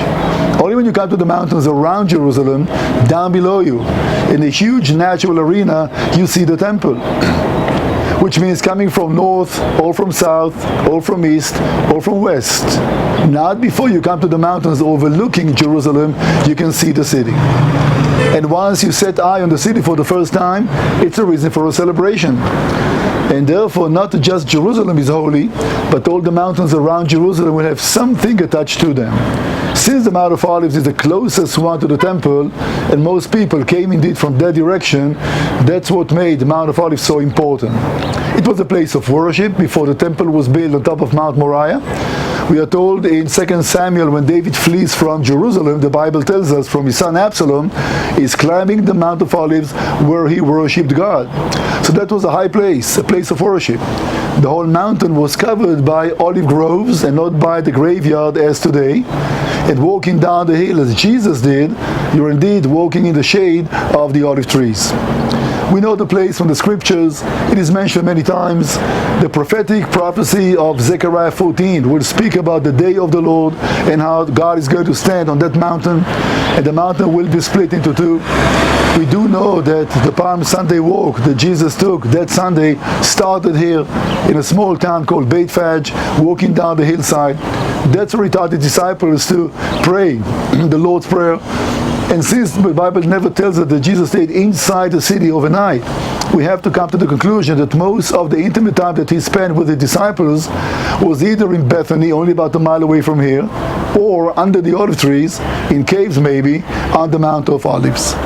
Today it's a graveyard, and we'll speak about the graveyard maybe a little later on, but try to ignore that. If you want to see the city as it was back in biblical days, wasn't as big as you see it in front of you, just focus on the Golden Dome. That's where the temple used to be. Let me just say one word about the graveyard that covers today the slopes of the Mount of Olives.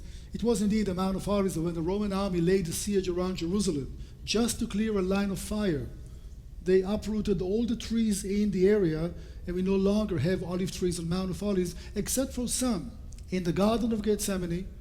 Some of those are not 2,000 years old, but more than 1,000 years old, the oldest trees in the country, which are protected because they are in the Garden of Gethsemane. So today it's no longer a Mount of Olives, just the name stayed, but it's no longer covered by olive groves. Here's the graveyard, the largest Jewish cemetery in the world.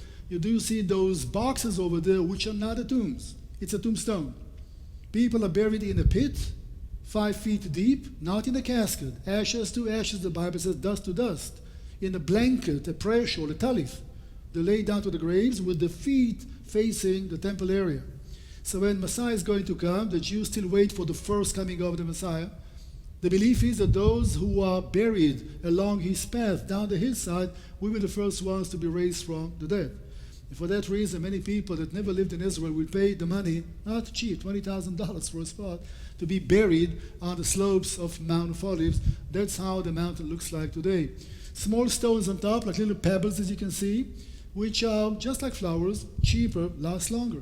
It is our belief that every anniversary, the spirit of the deceased, literally speaking, comes to the tombstone and is counting how many people came to pay their respects, simply counting those little pieces. It's our tradition. When you go to a graveyard, as a token of respect, you leave a small pebble on top.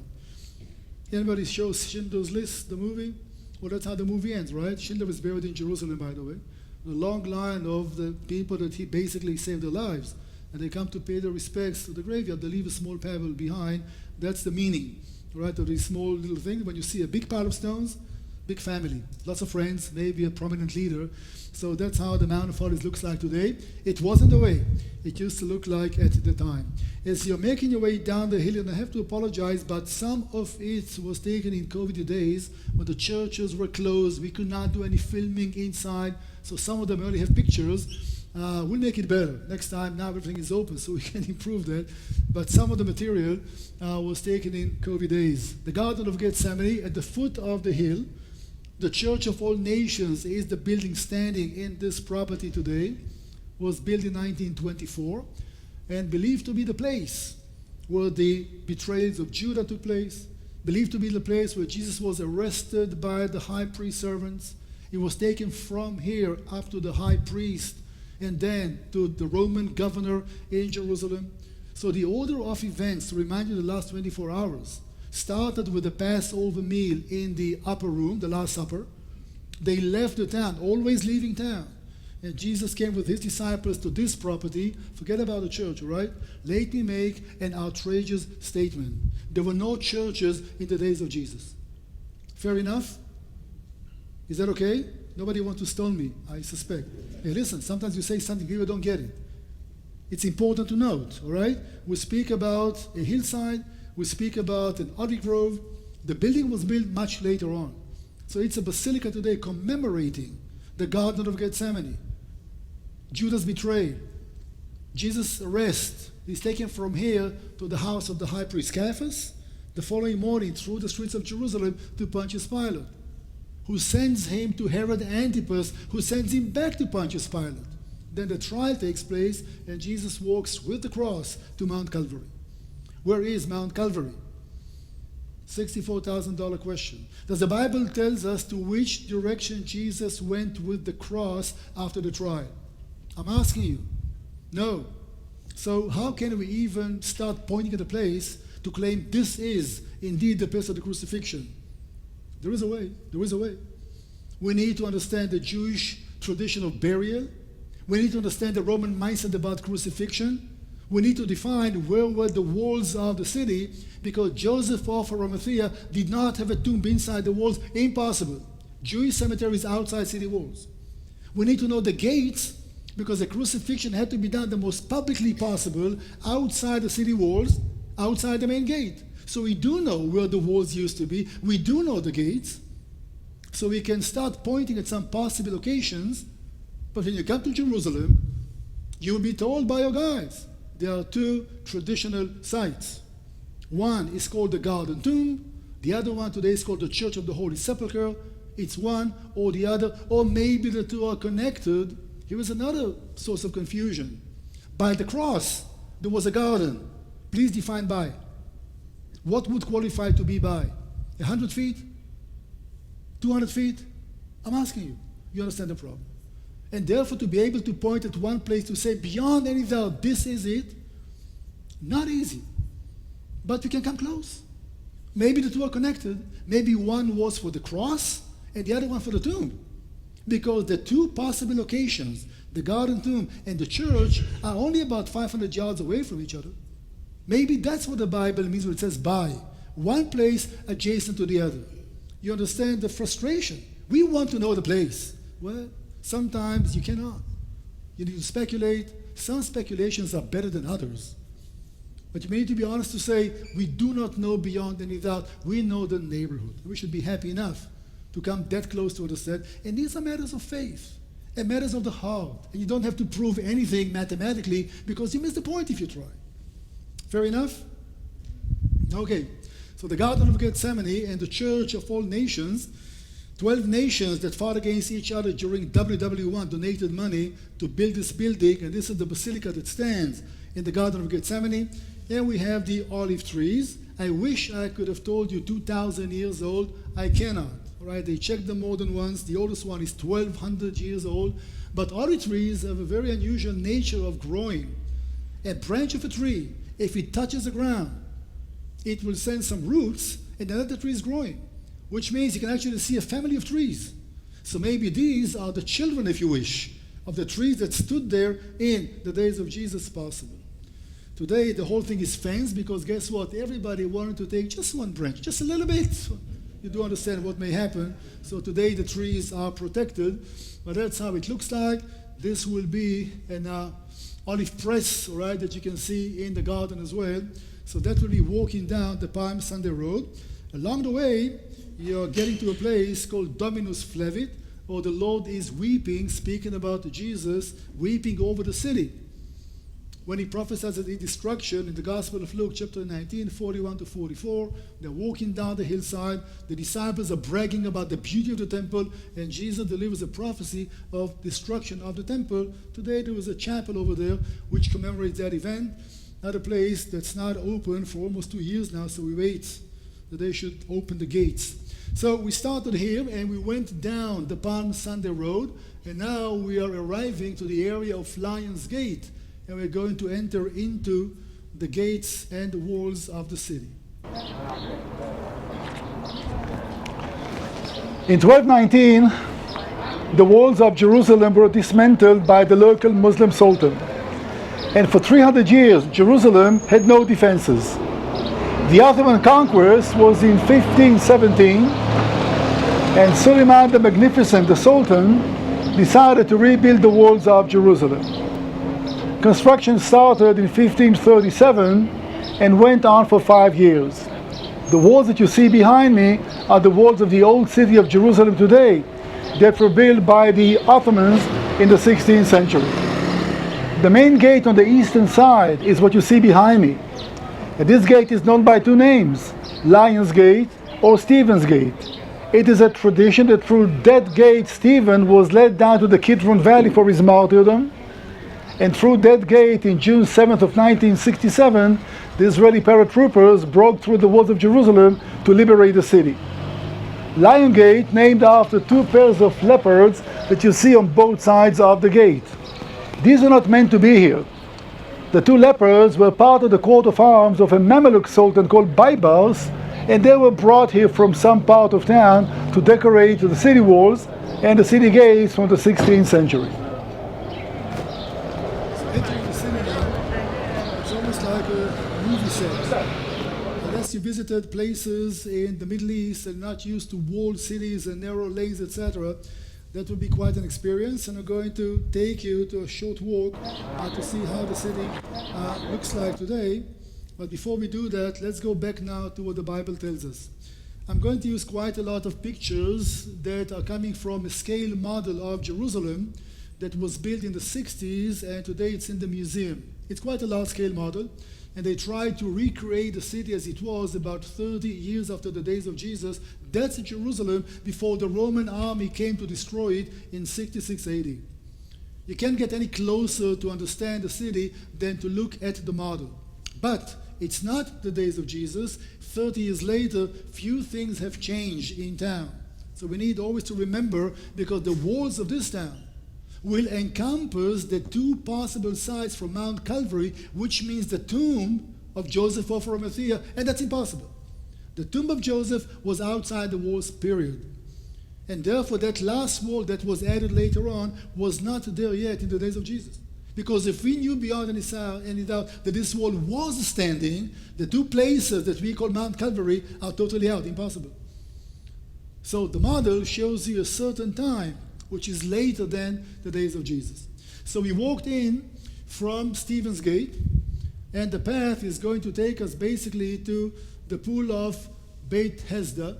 And the Bible says in John chapter 5, there was a pool by the sheep gate. Well, here is the sheep gate, and that's the pool of Bethesda. And then you're going through the fortress, Antonia fortress, into the city. Antonia, named after Mark Antony. Mark Antony was the master of Herod the Great. And when Herod built the main fortress, Praetorium, the place of the trial of Jesus, the seat of the Roman government, to honor his master, he called it Antonia's fortress. We did mention in Caesarea many days ago, 5 days ago, that Praetorium is a general name to indicate headquarters. The Bible speaks about Praetorium in that connection, the place of the trial of Jesus. And look at this great commanding post, because the temple is over here. If you want to control the temple, you better position yourself in that structure. And for that reason, when the Roman governor came to Jerusalem, that will be his headquarters, as close as possible to Temple Mount. That's the focal point of all the riots, all the unrest, all the problems. So speaking about Jesus coming into the city, it was coming down the Mount of Olives, either go straight into the temple's area, or we'll speak about what happened after the trial and the way of the cross. So you enter, the pool of Bethesda is here. The sheep gate that was specially built to bring the daily offering. The daily offering in the temple twice a day. The sheep were sheared, the sheep were washed in the pool of Bethesda, and taken through the sheep gate to the main altar for the daily offering. Interesting, but the book of commentary, the Jewish book, says the following. Bethlehem had fields, shepherds' fields that you know from the Bible. Bethlehem was temple's property. And the shepherds of Bethlehem were providing the lambs that were the main offerings in the temple in Jerusalem. Here is an interesting connection for you. Every lamb that was born in Bethlehem ended up as an offering on Mount Moriah. I'm sure that you understand the symbolism here. Okay, so we do speak about the place to prepare the daily offering, and from here it was taken through the sheep gate to the main altar in the temple. But the Bible speaks about the pool of Bethesda in John chapter 5 on the Sabbath day. That's where Jesus healed a man, right, who was sick for 38 days, as you all know the story. So you're going to go through the fortress, and only then you're in town. When I mentioned that this martyr is 30 years later, I meant the following. The city wall from the days of Jesus was this one. This wall was built later on. This wall was not standing yet in the days of Jesus, critical to understand. And you see the point later on as well. So this is the wall of reference. This was outside the city walls, and now you enter through Praetorium, and you start walking what is called the Via Dolorosa, or the way of the cross.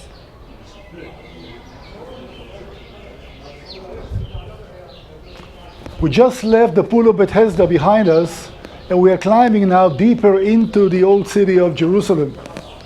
At that area, the way of the cross begins.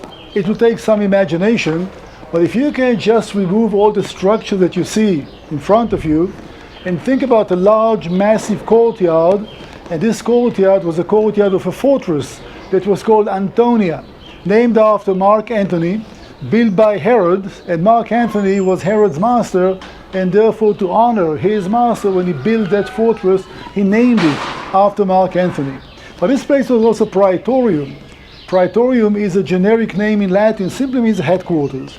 Every place in town that the Roman governor will position his headquarters will be called Praetorium.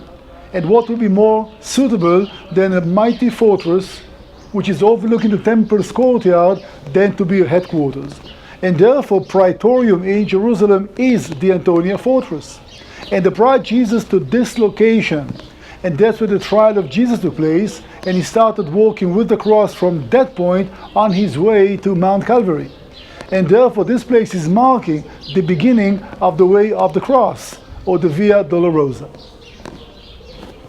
You do understand that the Via Dolorosa is more kind of a Catholic perception, and the way of the cross is something that we don't always know exactly where it was. We speak about traditions, let's say traditions plus. What they call today the Via Dolorosa starts here at the Antonia Fortress and goes like this.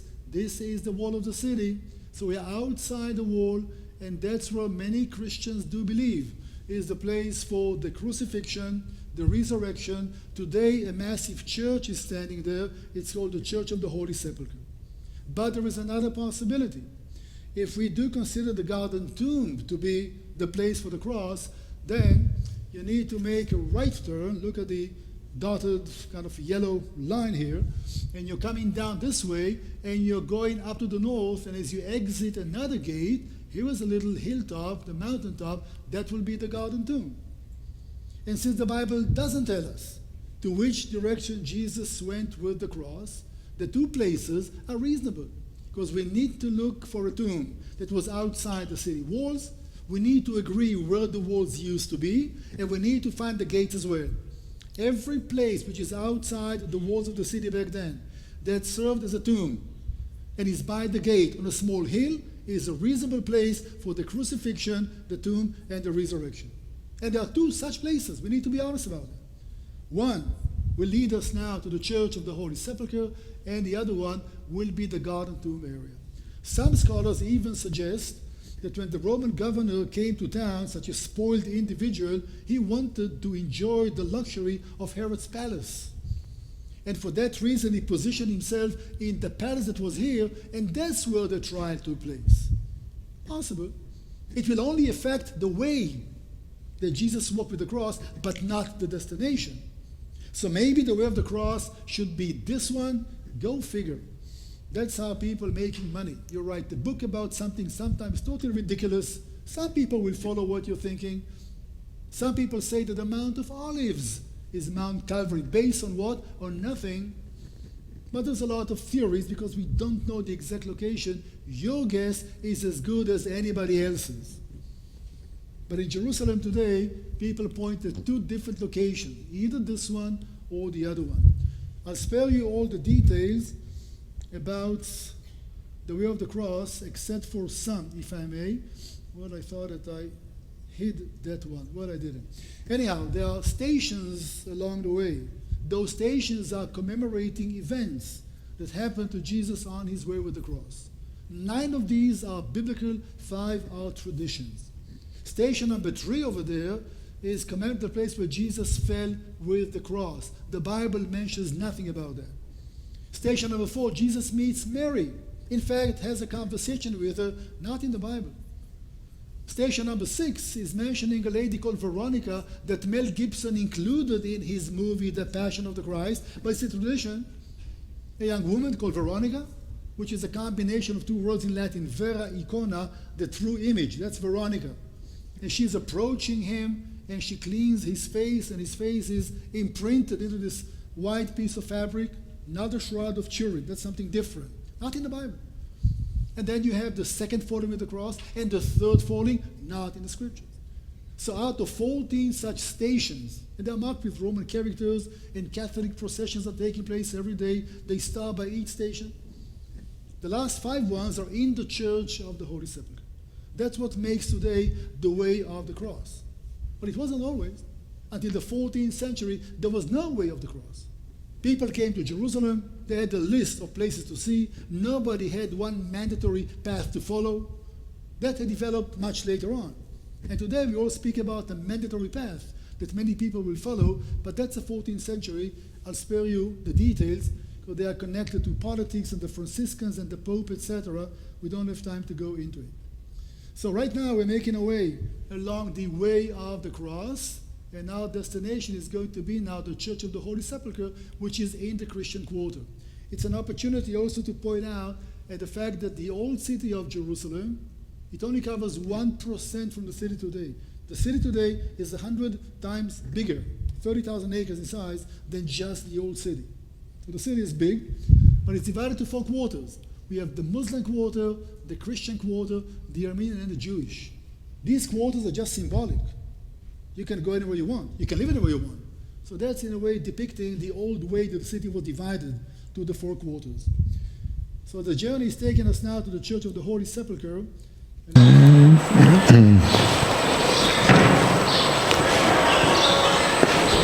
Standing outside the Church of the Holy Sepulchre, which is the holiest place for many Christians on the planet, It is a place where many Christians believe that the crucifixion took place. That's where the tomb was at, and of course the place for the resurrection as well. In Greek, the church is called Anastasis, which means the resurrection. The Church of the Holy Sepulchre means the Church of the Holy Grave. This will be also the end of the Way of the Cross, or the Via Dolorosa, and some of the stations that people are marking today, 5 of them basically, are inside the building. It will be hard today, 2,000 years later, to understand how the terrain looked like and where would we be in relation to the city walls if that was indeed 20 centuries ago.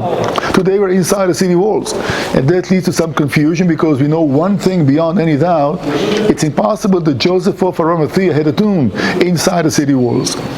Jewish cemeteries are located outside the residential area, and therefore we must be standing someplace outside the city walls. And therefore we need to imagine that there's no busy city around us, but just the main road that connects Jerusalem with the coast and the city of Jaffa, and 3 crosses on a hill, which is inside the building today. So this will be a challenge to try to visualize today how places used to look like 3,000 years ago. Here's what we know, part history and part, we have to say, traditions and legends. It was 327 AD when Helena, the mother of Constantine the Great, was sent over from Rome, and she was on a mission to try to locate as many places she could in Jerusalem and other parts of Palestine and connect them with the scriptures. And now the legend says that she came to this area and the local tour guide showed her pieces of the wood, and she came to the conclusion that these are pieces of the true cross. And after she invited 2 or 3 people that were mortally wounded and sick, and once they touched the wood they were miraculously healed, she came to the conclusion that that must be the place. 2 churches were built. One was marking the place of the crucifixion, or Mount Golgotha, and the other one the tomb. So if you came to visit the place where the 2 churches were dedicated in the days of Constantine, 335 AD, you would be staring at 2 separated buildings, one adjacent to the other. What you see behind me now is the facade of the church built by the Crusaders. It was dedicated the 15th of July 1149, marking the 50th anniversary of the conquest of Jerusalem by the Crusaders. Today it's only one building, and the 2 centers, Hill of Golgotha on one side and the tomb itself are under one roof. So going inside is quite a lot to see, and we're going to point at some key locations inside the building. Today, 20th century, and for the last 1,000 years or so, there was a major problem in Jerusalem. Jerusalem is indeed in Muslim hands in most cases, but Christians have a lot of interest in them. And therefore, there was a bitter struggle among Christian countries and kingdoms and nations who will have more possessions in Jerusalem. And the local Ottoman authorities and then the Muslim authorities were trying to instigate those groups one against the other in order to purchase not just a building, but just one wall. So if France can basically possess one wall in the church, and Britain the other one, or Italy, that will cause some kind of unrest, even on a political level. So the Muslim policy was, in order to instigate the Christian powers one against the other, is not to offer a whole building, but to offer pieces, and that led to real conflict among those groups in the country, and that also reflected on what happened in Europe between those superpowers. Today, to try to regulate everything is based on a certain status quo. The status quo was officially published and written in 1887 in the Congress in Berlin, and it tried to regulate who of the Christian groups has a... I'm stopping here for just a minute to point at something that you won't get that well. Can you all see there is a ladder leaning against the wall? Can you see that in the picture over there? The status quo that I just mentioned was made in 1878 to try to find a solution. We speak about bloodshed, we speak about struggle. Christians were fighting Christians over possessions in the old city of Jerusalem on an international level. It was total chaos. So to try to regulate everything, they wrote what is called the status quo. The status quo is dividing all the sites in the country, like freezing the situation. And that's how the whole city operates until this very day.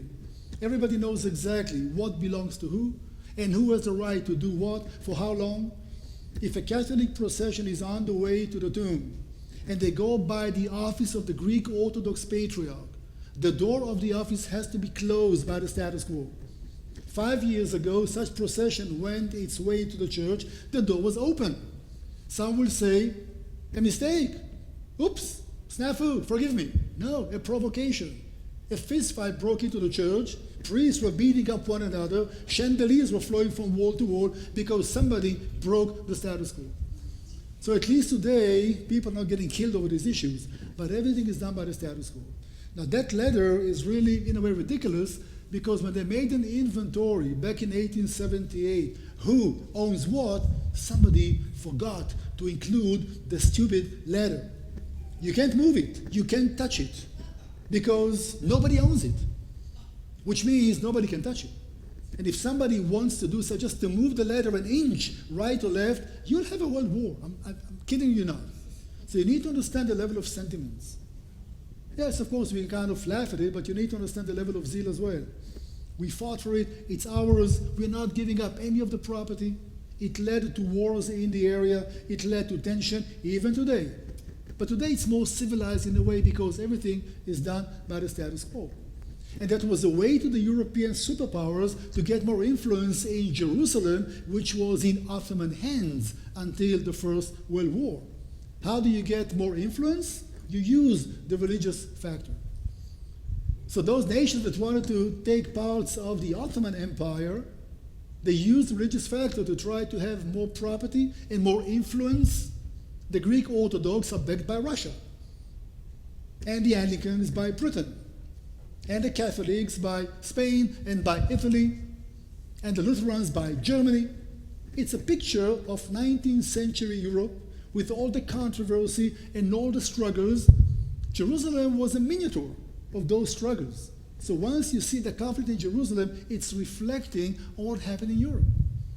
People went to wars over issues that took place in Jerusalem and Bethlehem. The Crimean War, for example, started because of an issue with the Star of Bethlehem marking the birthplace of Jesus in the town of Bethlehem. So you understand the level of sentiments and the level of hatred sometimes. And today, all that stayed. But today it's under the Jewish authorities. Do you understand how complicated that is? Because the whole world is watching how the Jewish state is trying to deal with issues which are Christian, which are Muslim. Whenever there is a decision to make, you have to make a decision that everybody doesn't like. Because if somebody likes your decision, you made the wrong decision.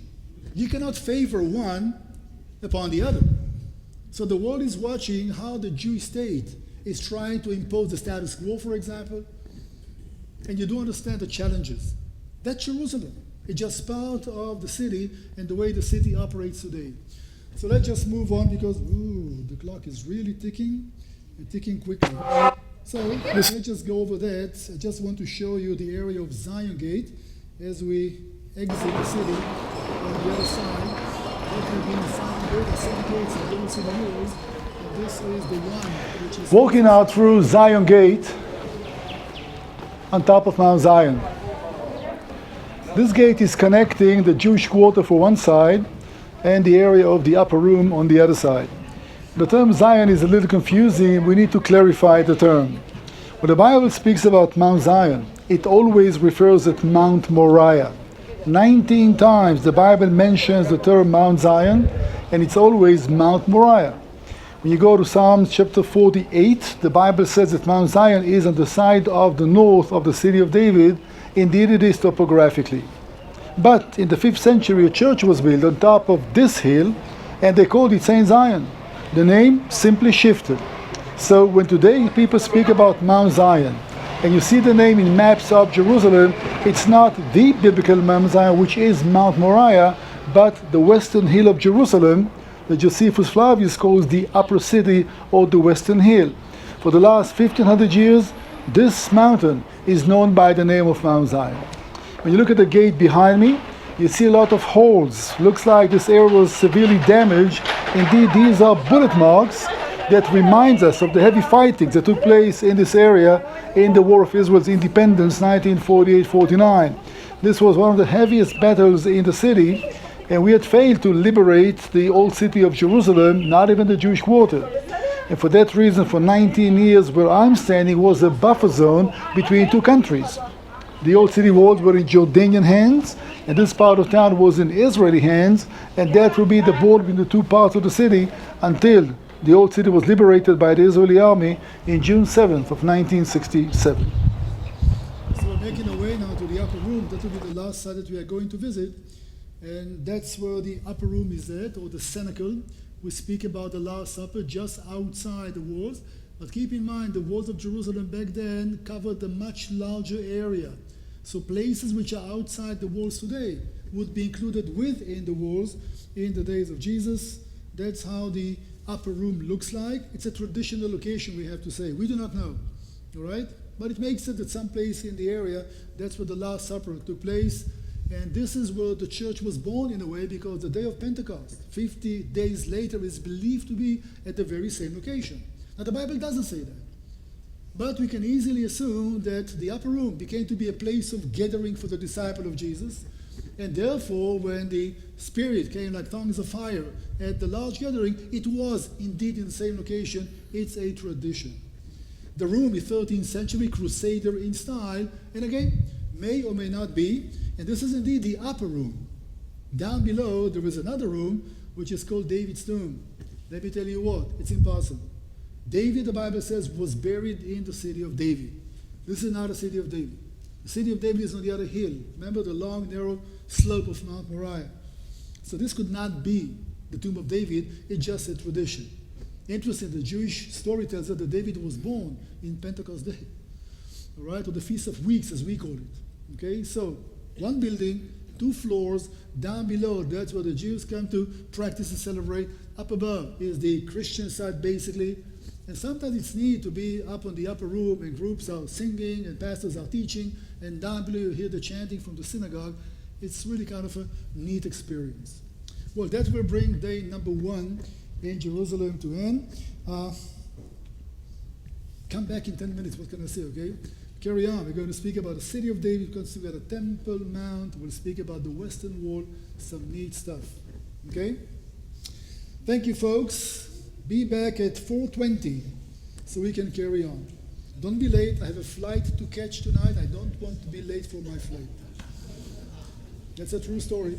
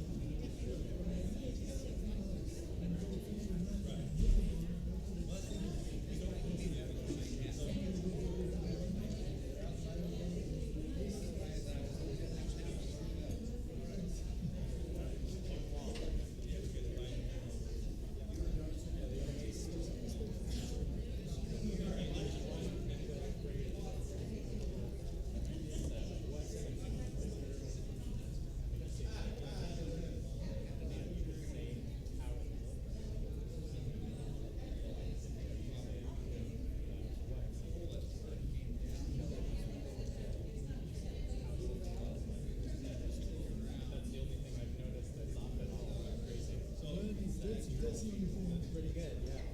Computers are good. Some of the mistakes, but all these years doing that, it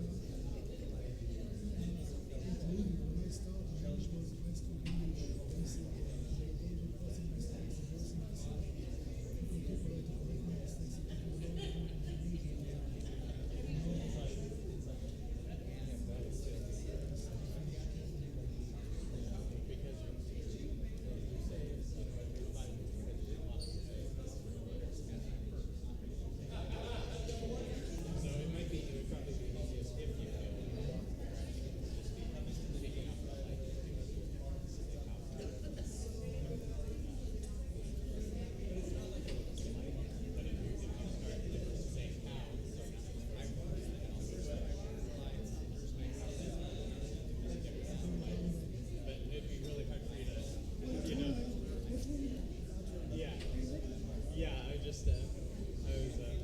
No, thank you for Yeah, I don't know. It might be more distracting than anything. But I was like, maybe you're so fluent everywhere else. It's kind of pretty impressive. But I guess you're speaking English all the time. well, when I'm working, people is my response. Yeah. Yeah. And since I'm not guiding for the last 2 years, I've been doing a lot of Zoom lectures, so I'm practicing my English all the time. Yeah, it's always cool to know somebody that Hebrew is their first language. So Everybody knows what. because the rest of the world does. Hebrew. 7 years ago, I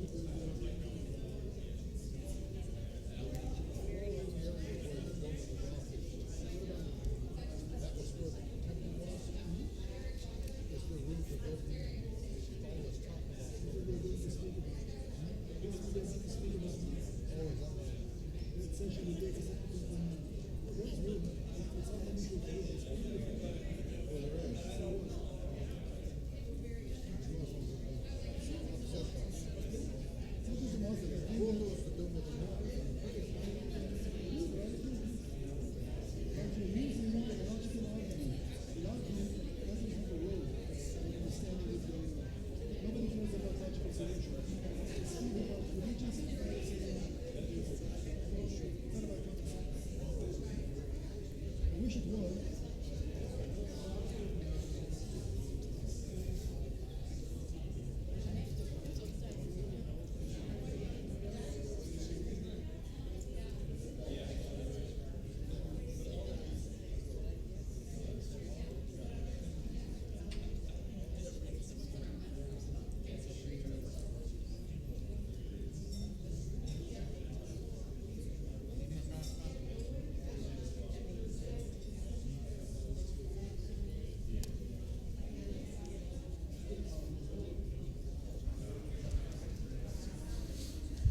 Okay, folks, the marathon continues.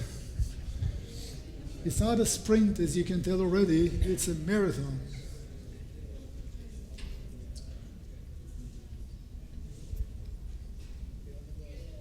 Yeah, get on the bus. Not in Jerusalem. Jerusalem, we are walking. We're on our feet in Jerusalem, and I'm telling you, it's quite a physical challenge to many people. But you cannot drive a bus through the narrow streets, and usually traffic is terrible. And you will save some time walking around the city walls and try to ride the bus. Have some fun memories. I'm telling you, for the last 2 years, we are not guiding because we don't have any tourism, so it will be interesting to go back. Folks, if we are going by the calendarian day, this is day number 7, but again, forget about the days, it doesn't really matter. And today we are going to complement what we saw yesterday, and we're still going to spend some time within the old city walls, but we're going to see other parts of the city, and that will take us through all these eras, so we're not advancing chronologically. I think that you all know the picture over there. That will be the Feast of Tabernacles by the Western Wall. In COVID days, you don't see the things. The Western Wall today is divided to capsules, and people can go inside 10 by 10. You don't see those large gatherings, not anymore. Looks like, again, at least the optimists will say that we see the tail end of the pandemic. So sooner or later, it's going to be as it used to be, with zillions of people come to the Western Wall, the holiest place for the Jewish people. Well, here is our plan for today, still in the old city, and we're going to dedicate some time to see other parts. What you see in front of you was our route yesterday. What we are going to do today is to see other parts of Jerusalem. We're going to walk in through Jaffa Gate, which is over here, make our way down to the city of David. That's the beginning of the story, right? The city of David. And then we'll make our way up the hill after walking through Hezekiah's tunnel. We're not going to, but I felt like Indiana Jones walking through that and take a very short kind of footage to go through Hezekiah's tunnel. Everybody can, by the way. It's a very common, neat experience. And then we're going to be climbing the southern steps. These are the original staircases that led the pilgrims up to the temple 2,000 years ago. Think about how exciting it is that you can climb those stairs just like Mary and Joseph did when they brought baby Jesus for his dedication. And that's where Hannah was standing for the tribe of Asher, pointing at the baby, saying, "Here's the Messiah." That's what Peter shared with the crowd. That was one of the centers of Jerusalem, and it's all there. After all those years and years of excavations, you can climb the authentic stairs. In 1994, Neil Armstrong, you all know the name, right? Died, I think, about 10 years ago, was a guest of honor in Jerusalem, and they just excavated those steps over there, and the archaeologist Meir Bender was showing Mr. Armstrong around, and Mr. Armstrong made a comment that very few people on our planet can say. He said, "Well, although I walked on the moon, this is much more exciting." It's a nice thing to say, huh? Who else can say that in 1994? So anyhow, that's what we're going to see. There we're going to go up to see Temple Mount and try to solve the mystery, where was the temple standing? And as always, more than one possible location. Yes, on top of Temple Mount, no question. It's a large complex, 36 acres in size. You can choose different locations. We'll try to answer the question, where was the temple standing? And then we'll spend some time by the Western Wall. This will be our plan. Well, let's then go back to the city of David. And although today the city of David is outside the walls of Jerusalem, back at the time where the wall looked like that, the whole city of David was within the walls of the city in the days of Jesus, for example. And this is an illustration, all right, how the city of David used to look like. Small place, maybe 1,500 people at the most. The slope of Mount Moriah, sandwiched between the Kidron Valley and the Central Valley. This is it. And the key locations will be David's palace that was excavated almost beyond any doubt, the spring of Gihon, Hezekiah's tunnel that carried water from the spring under the city to the pool of Siloam. And we are going to see some other locations as we'll visit the city of David. And let me remind you, when you speak about Jerusalem, that's where the story begins. You cannot go anywhere in the city to a more older time than what we are going to see. Well, we'll let my twin brother to share. City of David, as small as it is, was excavated more than any other place on the planet. You do understand the curiosity, and once the Ottoman Empire was more willing to accommodate Western European delegations, and there was a growing involvement of Europe in Ottoman affairs, Jerusalem was an opportunity. And for that reason, team after team and scholar after scholar came to excavate the city. And sometimes too many details are adding confusion and not clarity necessarily. But Jerusalem has a history which is much longer than what we only told in the Bible. When they did excavations in the area, and when they looked at some other documents, most of them come from Egypt. The place was mentioned. In the 19th century BCE, there was a tradition among the Egyptian army, before they go to battle, to write the name of the enemy on small clay figurines and smash it down to the ground, hoping that this will happen to the enemy in the battlefield. Lo and behold, the name... Since I mentioned that already for the sake of saving time, all right? It's an opportunity to show you what you can see in the background over there, and that will be the wall of the city of Jebus, which was the name of Jerusalem before David conquered the place. And the Bible says that when David, still a young shepherd boy, although the king of one tribe for 7.5 years, after the death of the son of Saul, David is ordered by God himself to go to Jerusalem and conquer the city. A tricky question for you. I'm offering 5,000 points, which are good for nothing. Who was the second king in Israel's history? Since I said tricky, you hesitate, right? It wasn't David. We always point to David as king number 2. Saul was king number 1. Saul had a son. His name was Ishbosheth. He was king for 2 years. We never mention him for some reason. We skip him and go straight to David. David was king number 3. David was king for 7.5 years over one tribe, maybe two, Judah and Simeon, and the son of Saul was king over 10 tribes in Israel. Only after the son of Saul was murdered, the elders of Israel invited David to be king over the whole nation. And the first mission that David takes upon himself, as God ordered him, is to conquer Jebus, to conquer Jerusalem, to make it capital. Now think about this young man, not a mighty ruler, not yet, not even a man of war, standing down in the bottom of the valley, looking at this, wondering how on earth we are going to conquer such a well-fortified city. And the Bible tells us the Jebusites are standing on top, mocking David, telling him that our city is so well-fortified, even the blind and the lame could protect it. So you do know how the city was taken. Some of you may recall Joab, David's mighty general and nephew, climbed the water shaft and conquered the city by surprise from within. They tricked the Jebusites to conquer the city. And once it was conquered, it was called the city of David. And therefore, for that moment in history, Jerusalem will become the central location, even more so after God will choose Mount Moriah to be the one place of worship. That's what cemented the city in the heart and brain of so many people. The only place that God chose to establish his name and call it holy is Jerusalem or Mount Moriah. So behind me over there, you see the ruins. Oh, this is not a very nice picture that you see of me. All right, so the walls and the ruins of the city of Jebus. So that's what we saw basically, and that will be an illustration of how the city of David looked like. That's Mount Moriah. This will be purchased by King David for Solomon to build a temple. It's still outside the city walls. So Mount Moriah is all of this.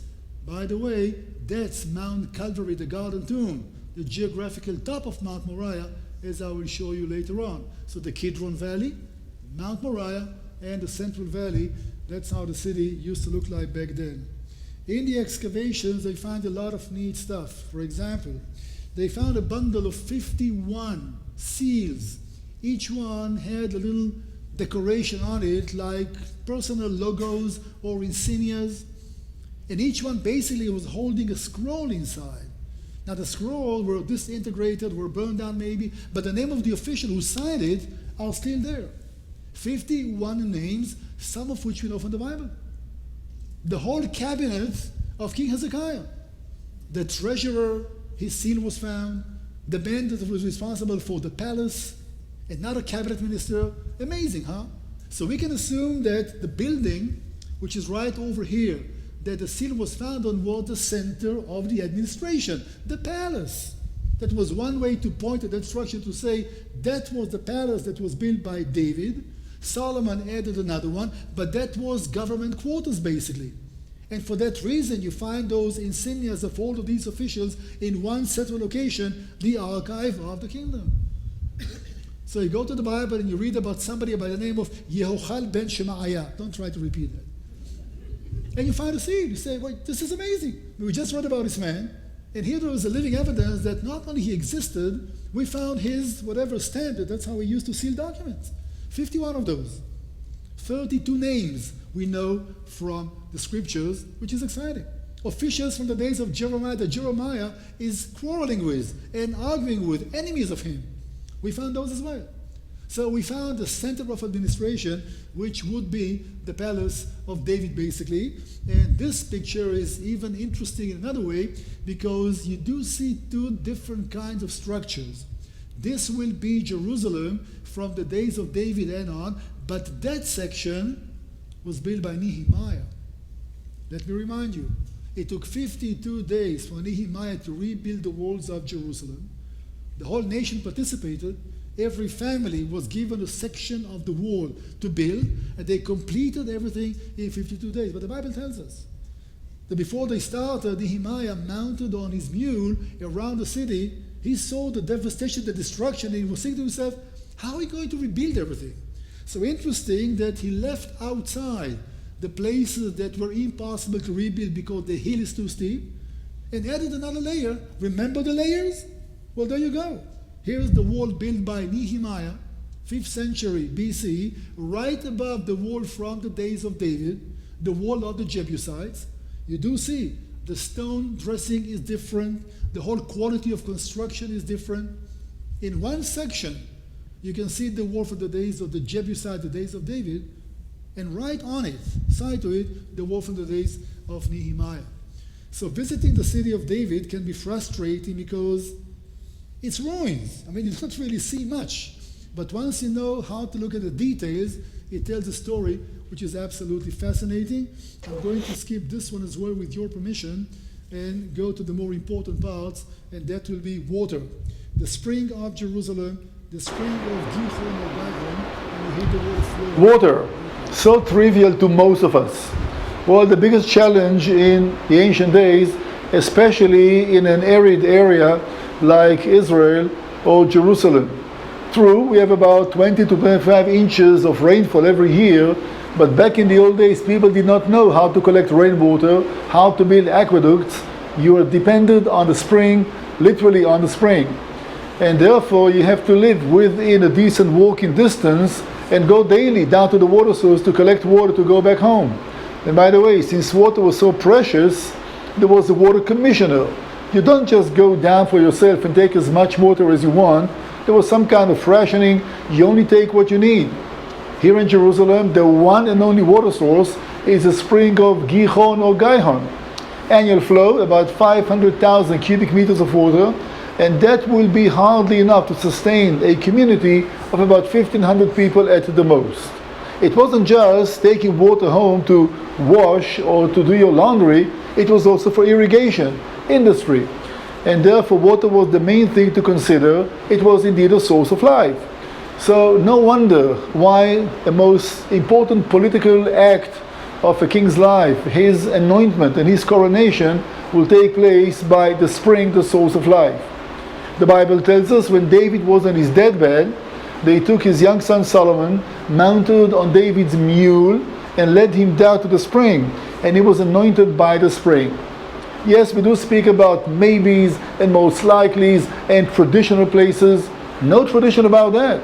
I can tell you beyond any doubt that Solomon was coming down that way, and that's where the priest Zadok anointed him to be king, right here. How exciting it is to be able to say 3,000 years later, we know not just the general area, we know the very place. And therefore, to go down to the water source, the spring of Gihon, you're going back down to the source of life, to the city. Without this spring, there was no Jerusalem. For a long time, that was the one and only water source, and the city could not grow beyond the annual flow of it until people learned how to collect rainwater, how to dig cisterns, how to collect flash flood water, and then the city can start growing. Well, this is also the entrance to what is called Hezekiah's tunnel. Let me go over the circumstances very quickly. You're looking at the city of Jerusalem. Hezekiah was king, and Hezekiah made a political mistake, as it turned out to be. He decided to rebel against the mighty empire of Assyria. His son was Ahaz, and Ahaz ruled for 6 years, and Ahaz willingly surrendered to the Assyrians, asking the Assyrians to help him in his civil war against his partner or counterpart, the king of Israel, somebody by the name of Pekah. The names are not important. So Ahaz was the one that surrendered to the Assyrians, and his son Hezekiah decided to rebel. And he led a coalition of local kingdoms to rebel against the Assyrians, which turned out to be a big mistake in a way. Now, we give a lot of credit to King Hezekiah. The Bible describes him as a very honest man, a man that was worshiping the God of Israel with all of his heart. He destroyed high places. And we also know that when the Assyrian army arrived, Jerusalem itself was spared, but the rest of the kingdom was almost completely devastated. The Bible tells us that Hezekiah lost 46 cities. We have a document coming from the archive of the king of Assyria, Sennacherib, that says the very same thing. Sennacherib is bragging, an amazing document. It's written on a prison made of stone. I conquered 46 fortified cities and locked Hezekiah like a bird in a cage in his capital, Jerusalem. In a way, that's a decent description. But Hezekiah had to prepare the city for war, and the city was not prepared for war. Number one, protect your water source. And the way to do that was by digging a tunnel, collecting the water from the spring that was now protected, bring it under the city to a new reservoir that will be called the Pool of Siloam. Siloam means sent. You know the name because in John chapter 9, that's where Jesus sends the blind man to wash the saliva and the dust and the mud from his eyes so he could see. That was built in the days of King Hezekiah. And by the time the Assyrian army arrived, the project was completed, the city survived. The kingdom was in a different condition, but Jerusalem survived thanks to that project. So Hezekiah's tunnel is an amazing project. And just to give you some of the data, because we bragged about the Romans, how great water engineers they were, we do not understand even today how they can do such a job with such precision, working under 200 feet of bedrock. Two teams are carving the rock one against the other, and they maintain a slope of 0.06 angle. You need to have amazing machinery, amazing equipment, amazing skills. What about ventilation? What about clearing the air? How do you know that you are going to advance one or the other? Because if you miss, you get two tunnels for the price of one. And it wasn't just right and left. What about the up and down? You have lots of speculations, lots of ideas. Nobody knows how they completed the job without any mistake along the way. Now, the tunnel, I use the metric system, all right? It's only 300 meters as a crow flies from the spring to the pool. Yet the tunnel is exactly 551.1 meters, so they had to design serpentine, so to speak, just to maintain the same slope of 0.06. And they do that under the pressure of the approaching Assyrian army. And they did. So before we are bragging the Roman water engineers that built the harbors of Caesarea, this is an amazing accomplishment. And this is 7 centuries older. However they did that, they completed the job. And by the time the Assyrian army arrives, the spring is so well camouflaged, the Assyrians will never find it, and you do have water that runs into the city, and that became to be the main water reservoir. I felt a little bit like Indiana Jones to do this. Well, walking through Hezekiah's tunnel is always an amazing experience. You see the ceiling is about 15 feet above me, and look how narrow is the tunnel. Getting closer now to the exit, water flows very slowly from the spring, which is about 600 yards away from here, to fill up the pool.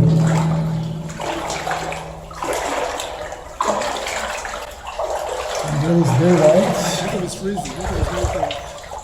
And right here, they found in 1880 an inscription that describes the moment that the two teams met.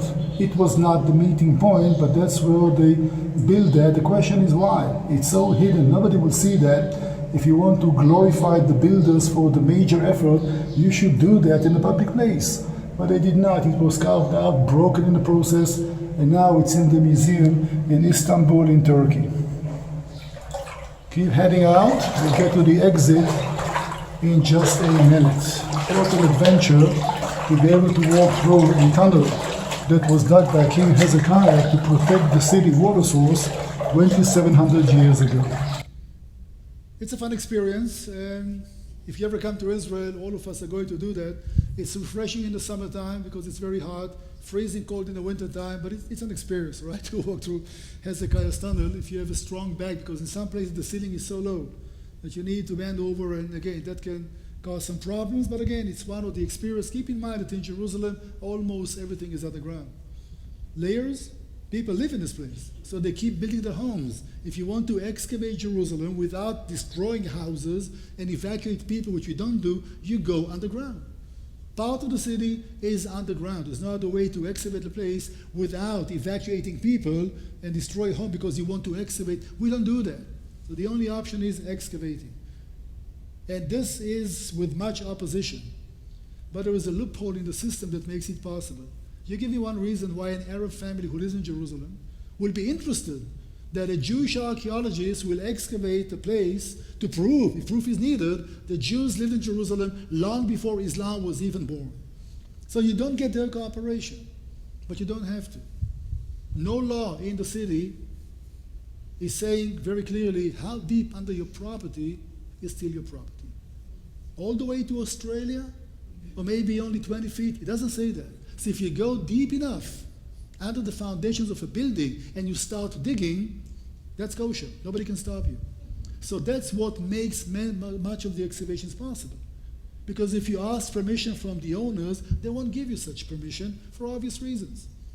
So the options are move them and start working, which we don't do, go under living quarters and start excavating. We can do that. So much of the city is basically underground. You do see the inscription that was found over there that describes almost word to word to what you see, to what you read in the second book of Kings, describing not the excavation, but digging the tunnel. And of course, the tunnel is carrying water down to the pool of Siloam, and this will be the pool of Siloam. 15 years ago or so, as always by sheer chance, an amazing discovery was made. This was a public road where we're standing right now, and they had to do some constructions in the area, and while removing the road, they discovered the pool of Siloam. For centuries upon centuries, people were looking to a totally different location, claiming that this is the pool of Siloam. That was a wrong identification. This is the one. Some of the stairs that you see here were built in the days of King Hezekiah. That would be the main water reservoir at the destination to the tunnel he was digging, and some of it was built in the days of Herod the Great. Well, the question is, what was it for? In the days of Hezekiah, no doubt, that was a drinking water reservoir that Hezekiah specially made to protect the spring from the hands of the enemy. But the Romans knew better than this. The Romans did not drink water from open pools. They knew this is not healthy for you. You'll have some algae, some dirt in it. And therefore, in the Roman days, they were using those pools for irrigation, for laundry, and all kinds of industry. But it's possible also that that was the largest mikveh in the world. We'll speak about the cleansing facility. When you think about the masses coming to Jerusalem for the holidays, and Josephus Flavius mentions to us that one Passover, they offered 250,000 lambs. That's a lamb for a family. We speak about millions. Everybody was on the way to the temple. And before you go to the temple, you have to cleanse yourself. And the temple did not have that many facilities. So possible, as some scholars believe, that the pool of Siloam in the days of Jesus, in the days of the second temple, was no longer a drinking water reservoir, but it was basically a gigantic mikveh. One reason to think that is the way that the stairs are built.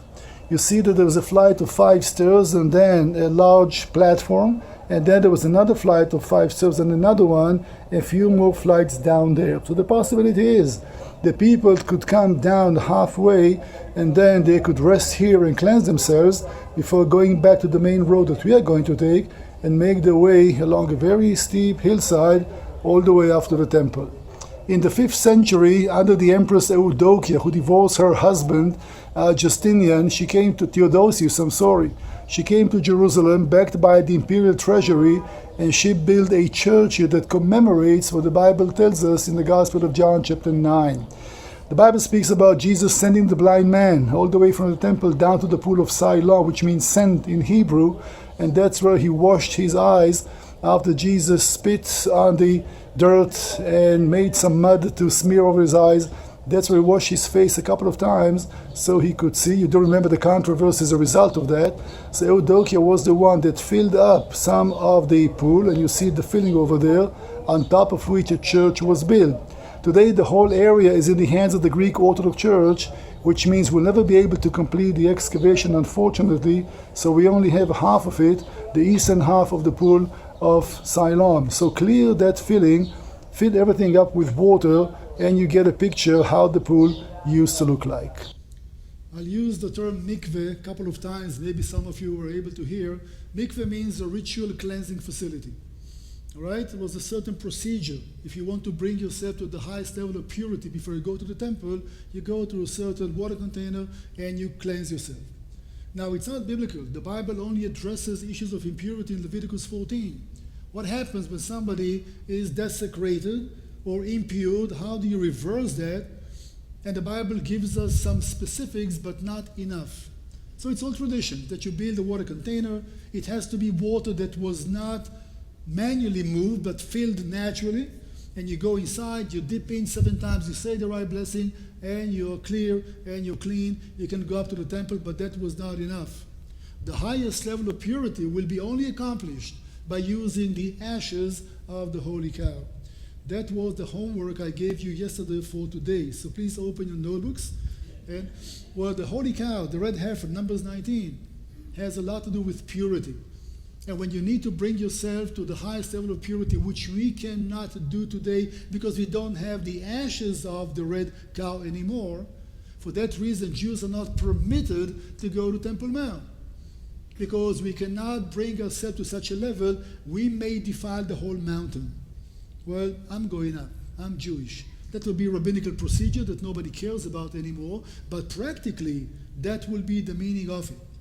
So when the Bible speaks about purification, a certain procedure. You go to water container, you dip in, you say certain prayers, and there are hundreds of those in Jerusalem, especially by the temple.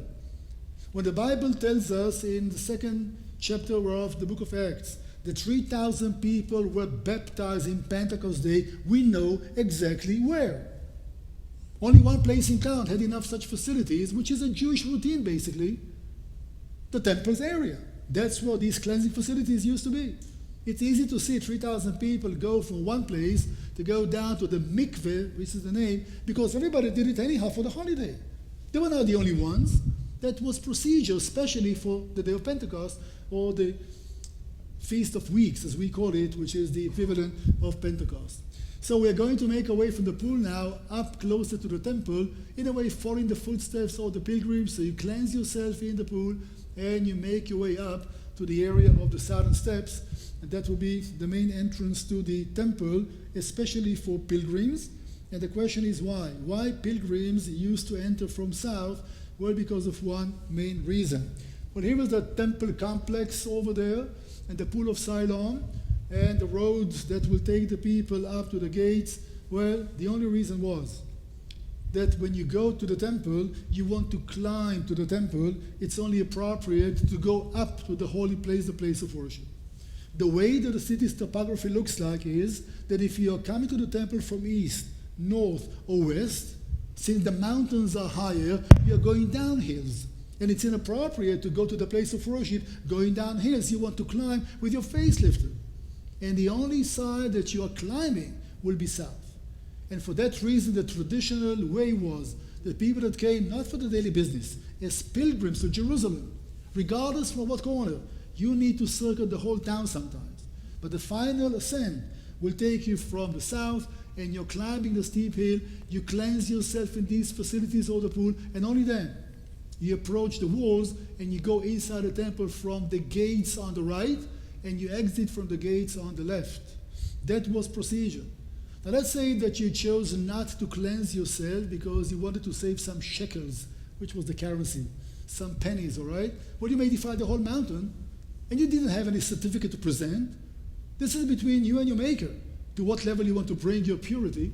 But to be on the safe side, on both sides of the entrance, priests were standing, jars at their feet filled with water, mixed with the ashes of the red heifer, hyssop branches in the hands to dip and sprinkle. You go to Psalms 51, cleanse me with hyssop, and I shall be whiter than snow. All right? So even if you chose not to cleanse yourself because you're afraid somebody's going to steal your clothes that you left outside, because of who knows what reason, to be on the safe side, they will do it for you as you made your way into the temple's area. So you enter from this set, exit. People that were mourning will go the other way around, enter here and exit over here. So if you're climbing upstairs and somebody is coming downstairs, you know to stop next to him, start a conversation, show some sympathy. The man is in pain, no doubt, maybe lost a relative.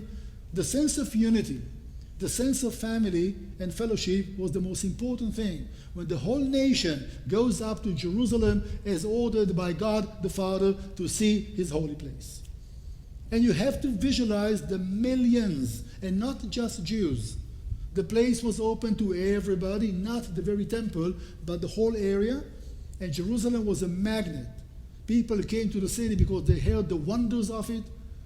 Greeks came because they heard about this massive temple that doesn't contain a single statue. How can that be? When Greek historians write about Jerusalem, they mention three things. We speak about a nation that has one day of the week that no work is done. Oh, these people must be lazy. That's a Sabbath. They speak about a lake that doesn't have a single living creature in it. That's it. And they speak about a temple that does not contain a single statue. These weird people over there in Jerusalem, let's go and see that massive temple. And it was indeed, I'm telling you once again, the largest man-made platform that was ever built. It's not the pyramids, but Temple Mount in Jerusalem. You see some of the stones are absolutely amazing in their size. So let's get closer now to the temple itself. And we are standing outside the western wall. This is all part of the excavations. And let's run at least part of it with your permission, but I won't let it go all the way through. We'll stop. Come on, do something. Say something. Once again, we have a problem with the technology. I'm clicking on whatever I can click. Oh, yes. Herod the Great was king for almost 20 years when he felt strong enough and wealthy enough to ask permission from the Jewish elders, the Sanhedrin, to renovate the temple's area. What was his motivation? Well, Josephus Flavius, the historian that tells us about those eras, will speak about the money issue, will speak about Herod's motivation to be recognized as the head of the whole Jewish people, not just king of Judea. And you need to know that even back then, about half of the Jewish people did not live in Judea. If you make Jerusalem so beautiful, if you build a structure that was something that nobody had ever seen in the country, that will maybe fortify your position as a leader of the Jews and not just the king of Judea. So finances were not a problem. The knowledge was there. True, they were using Roman technology, but every engineer was exposed to that, and therefore local engineers trained in Rome carried out the mission, and 10,000 stonemasons were trained for the job, and 1,000 priests as well. The priests were busy in building the temple building that stood on top of the man-made complex. And Josephus tells us that everything had to be prepared outside, because the temple was a house of peace. You're not using any tools made of iron to chisel or as hammers or any other tool on top, because this will symbolize war and bloodshed. And therefore the Temple Mount is one thing. On top of Temple Mount, or the man-made platform, the temple building was standing, and this one was built by the priests. How long did it take? We can't really tell. In the Gospel of John, when they asked Jesus, how can you destroy and rebuild the temple in 3 days, as he said he will be, they took it literally. They tell him, we're working on this project for 46 years, we did not finish yet. How can you do that in 3 days? Well, I'm going forward with your permission because the clock is ticking. And just to give you some data about the amount of stones and about the size of stones, and the second largest stone in the world that weighs 500 tons, it's in one of the retaining walls of Temple Mount. How do they move that? How do you move a block that weighs 10 tanks, all right? We don't really know. A Roman crane could lift about 50 tons, but you have to have 10 cranes working in concert if you want to lift such a stone, and unless you do that in the same tenth of a second, it won't move. So we see the outcomes of the project, but we do not have the details how it was even possible. People are impressed by the pyramids for a good reason, but the pyramids are not known for gigantic stones. They're known for the perfect geometrical shape. Big stones come to Jerusalem. The largest stone, by the way, is in Lebanon, in Baalbek, twice as big. All right, 1,000 tons, one stone. So we are number 2, the one in Jerusalem. And you do see Temple Mount. That's how it looks like on the model. That will be the man-made complex that was built in Herod's days. You see the Antonia Fortress. I do want to share some of the details with you, so let me run some of the slides with your permission in order to try to explain something. I'm stopping right here. Again, today what you see when you're looking at the wall over here, you don't see what's behind the wall. Well, here's the problem. The mountaintop is a steep slope. You want to build a platform. How do you bridge a gap between the bedrock and the platform?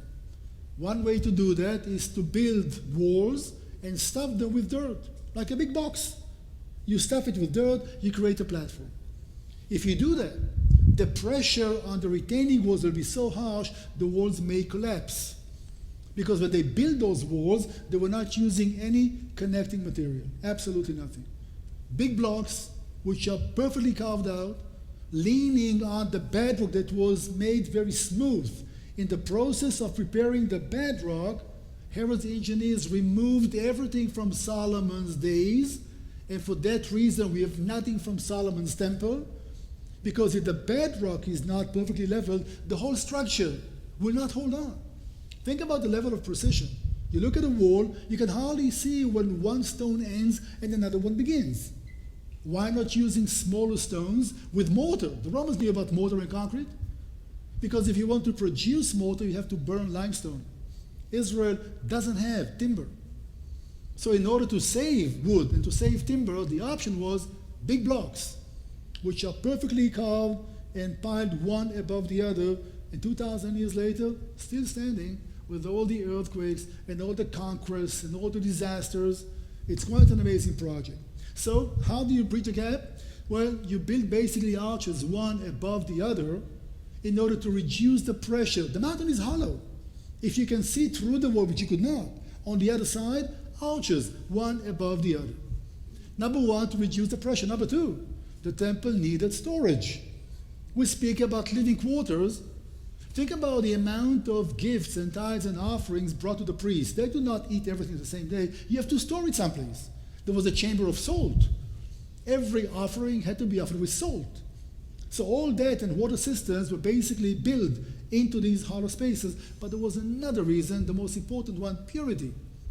Let's say that somebody was buried on the slopes of Mount Moriah, long before the days of Abraham.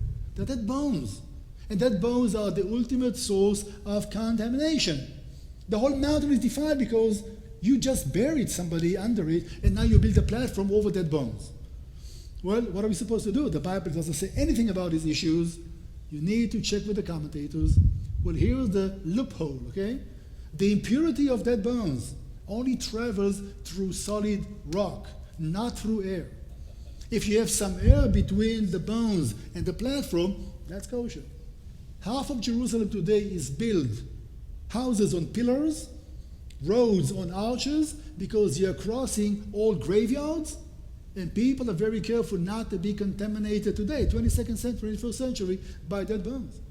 So the Temple Mount was built in a certain way to protect the walls, to have storage, and to protect people so they won't be desecrated by maybe, possibly, bones that were buried on the slopes of Mount Moriah long before the temple was built.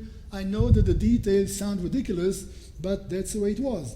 When they checked the walls, they saw that between every two stones, they could trace a lot of small balls made of lead. And that led to the following theory.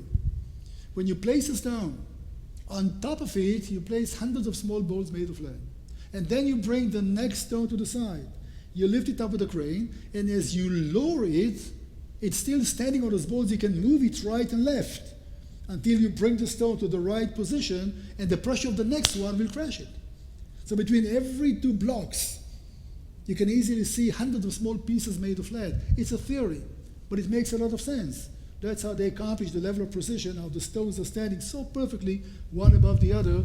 And I'm sorry for too many details, but it's amazing to see how the whole project was built. Well, going up now to Temple Mount, and again, I'm not going to show the whole video over there, but just to say a few things. That's where the temple was standing. Today, it is called the Dome of the Rock, the Muslim building. And the question is the Muslim building located where the temple was located, or where was the temple standing? By the way, Jerusalem is not mentioned in the Quran, the holy book for Islam, not even once. Jerusalem is not mentioned in the Quran. So how come it is the third holiest place to Islam, which is not even mentioned in the Holy Scriptures? We speak about history, we speak about tradition. Chapter 17 of the Quran speaks about the journey of Muhammad from Mecca to the most remote area. Most remote area is not Lake Stevens, but Jerusalem. They made that connection to add a justification why they're interested in Jerusalem. Jerusalem is not mentioned in the Quran. And therefore the whole claim of Islam to the city and they claim it to be Muslim, is based not on their religion, but based on historical circumstances. So where was the temple standing? Well, that's one possible location, but there is another one. And let me see if I can explain it, because it won't be easy. And once again, forgive my skills as a drawer, okay? All right. Here is what we read in the Jewish Book of Commentary, not in the Bible. There was an altar built on Mount of Olives. That's where the high priest assistant used to burn the red heifer. Whenever they ran low on ashes, you have to burn another one. An altar was built for that purpose. And from the altar, when the high priest assistant was burning the cow, he could see above the eastern gate through the temple gates, which means that the altar, the eastern gate, and the temple should be on one line. Problem is, we do not know at least two locations beyond any doubt. To establish a line, we know one. We do know that the eastern gate, all right, which is right over there, is indeed in the right location. So, eastern gate, Mount of Olives, this should be on one line. You can clearly see this is the place for the Dome of the Rock today.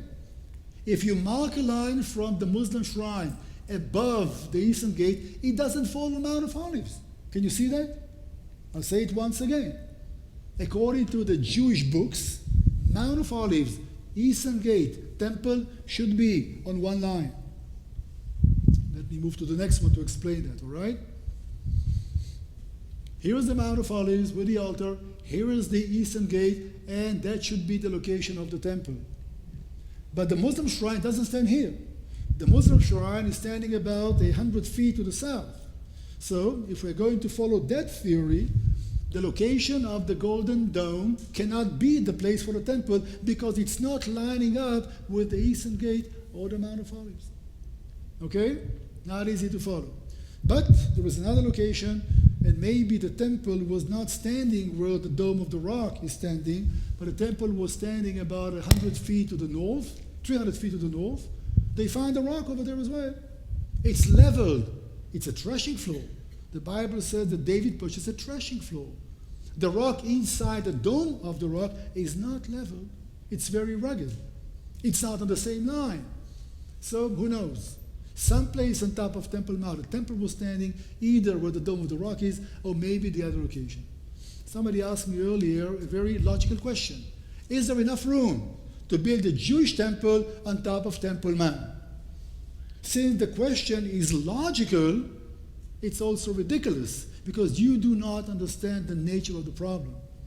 It's not about let's reason, let's make some concessions. Hey, there is some room over there. Sure, go and build a temple. Whenever logic comes closer to the Middle East, it stops in Europe. It never makes it to the Middle East. It's not about logic. We speak about religious zeal. We speak about, yes, sometimes fanaticism. And as an opinion, my opinion, there's only one truth. The temple will not stand on top of Temple Mount as long as the Muslim dome is there. Is one or the other. An opinion. But President Clinton, a very nice American gentleman that uses common sense as Americans do, had a great idea. Hey, since the Jews are saying that maybe that's a location, let's divide the mountain into two. They will build their temple over there. You keep the dome. Hallelujah. You don't have a clue about the nature of the problems in the Middle East if that's your solution. It's not common sense. So where was the temple? Go figure. Someplace on top of Temple Mount. Either one location or the other. Enough with that, and to bring that to conclusion, we'll go to the Western Wall.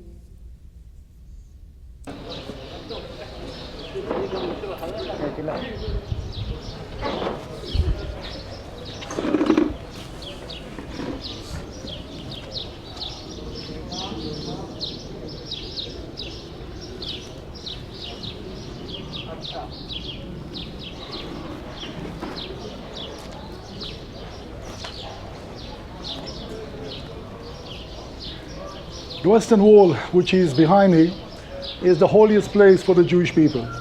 It is not a wall of the temple, as some people think by mistake. It's a western retaining wall of Temple Mount. Over years, whatever was accessible for the Jewish people to come and practice, they would go. It wasn't always the Western Wall. Sometimes people had more flexibility to go to other walls, but the idea was to come as close as possible to the temple's location and to worship the God of Israel. Today, when the city is in Jewish hands, basically the state of Israel is sovereign still. On top of Temple Mount, nobody else is permitted to practice any kind of religious manifestations except for the Muslims. So the Western Wall is indeed the closest place you can come today to the Holy of Holies, and that will be the aspiration of every Jewish individual and the Jewish people as a nation. And therefore this will be a place which is not only for private prayer. Some of the big national events will take place also at the big plaza, just by the Western Wall. And this is exactly where the two aspects of being Jewish, nation and religion, will come together. Okay, just to answer the question, why the Western Wall? Western Wall is a place of humiliation. The Western Wall is second best. We aspire to go back to Temple Mount, to rebuild the temple. You cannot because it's in Muslim hands. And if you wonder, how come? Finally, there was a Jewish state. Finally, you have the place and your sovereignty. Do something about it and build your temple. Well, when we call a state a democracy as we are, and respecting other religions, Israel will never do that, all right, as a nation, as a state. The approach will say that God knows the timing. It's not our job to do that. Whenever He decides to do that, He'll do that. So think about a situation that Jewish people are so frustrated. Finally, we're back home. Finally, this is in Jewish hands, and yet Jews are not permitted to practice or to worship on top of Temple Mount. So the Western Wall is a place of humiliation. We settle for it because Temple Mount is not accessible. Some people speak like that today. And when I say that, that's nonsense. But when politicians are mentioning that kind of language, that can lead to a lot of turmoil as a result of the tension in the area. But why the Western Wall? One reason only. We want to come as close as we can to the Holy of Holies. That was the temple building, the back wall of the Holy of Holies, closer to the Western Wall than any other wall of the Temple Mount. All right? The Western Wall is not the wall of the temple. The Western Wall is a retaining wall of this huge man-made box called Temple Mount. Okay? All right. We're going to end that right here. And, all right, 10 minutes. Please come back to bring it to the grand finale, which is going to be a little shorter. But we're going to see some other places that I hope that you will enjoy. Really admire your patience. If I was you, I would go home a long time ago. So thank you. Thank you for staying here with me.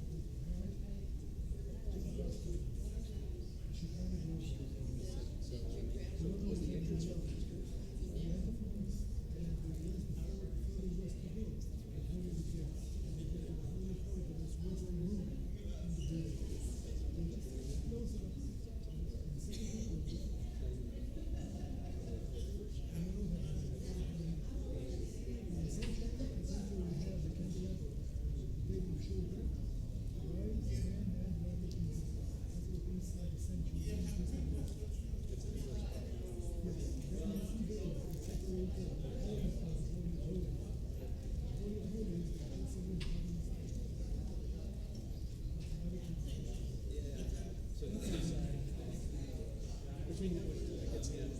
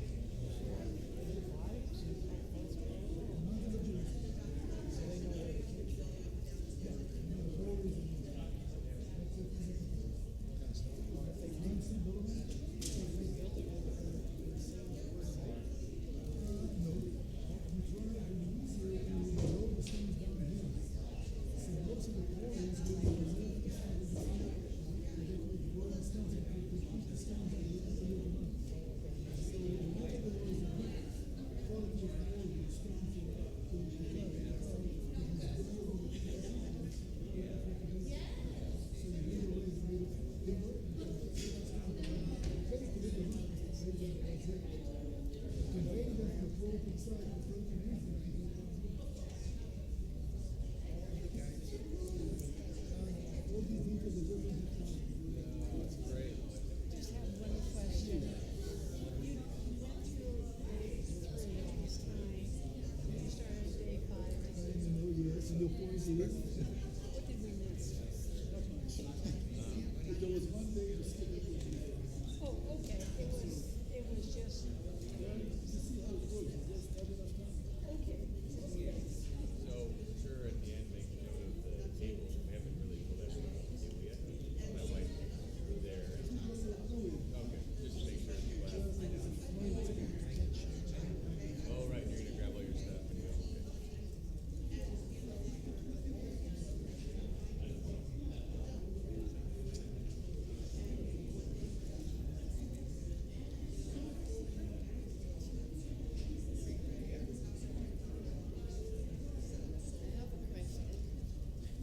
I have a question. I have a question. Yes, So, are you Jewish or Christian? I'm Jewish. I am Jewish and Jewish.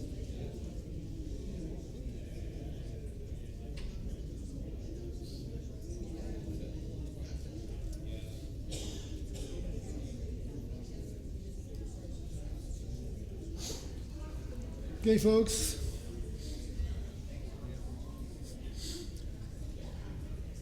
Please come back and take your seats. I'm sorry for the pressure, but once again, need to catch a flight, right? What is 45 minutes from here to Seattle? The airport? About 45 minutes, right? Well, Sunday afternoon, I mean, it won't be that now. Won't be very heavy traffic.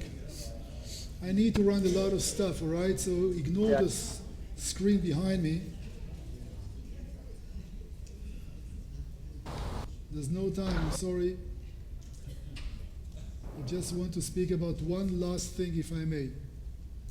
All right, ladies and gentlemen, when you come to such a tour in the country, most people that come to Israel will come as pilgrims.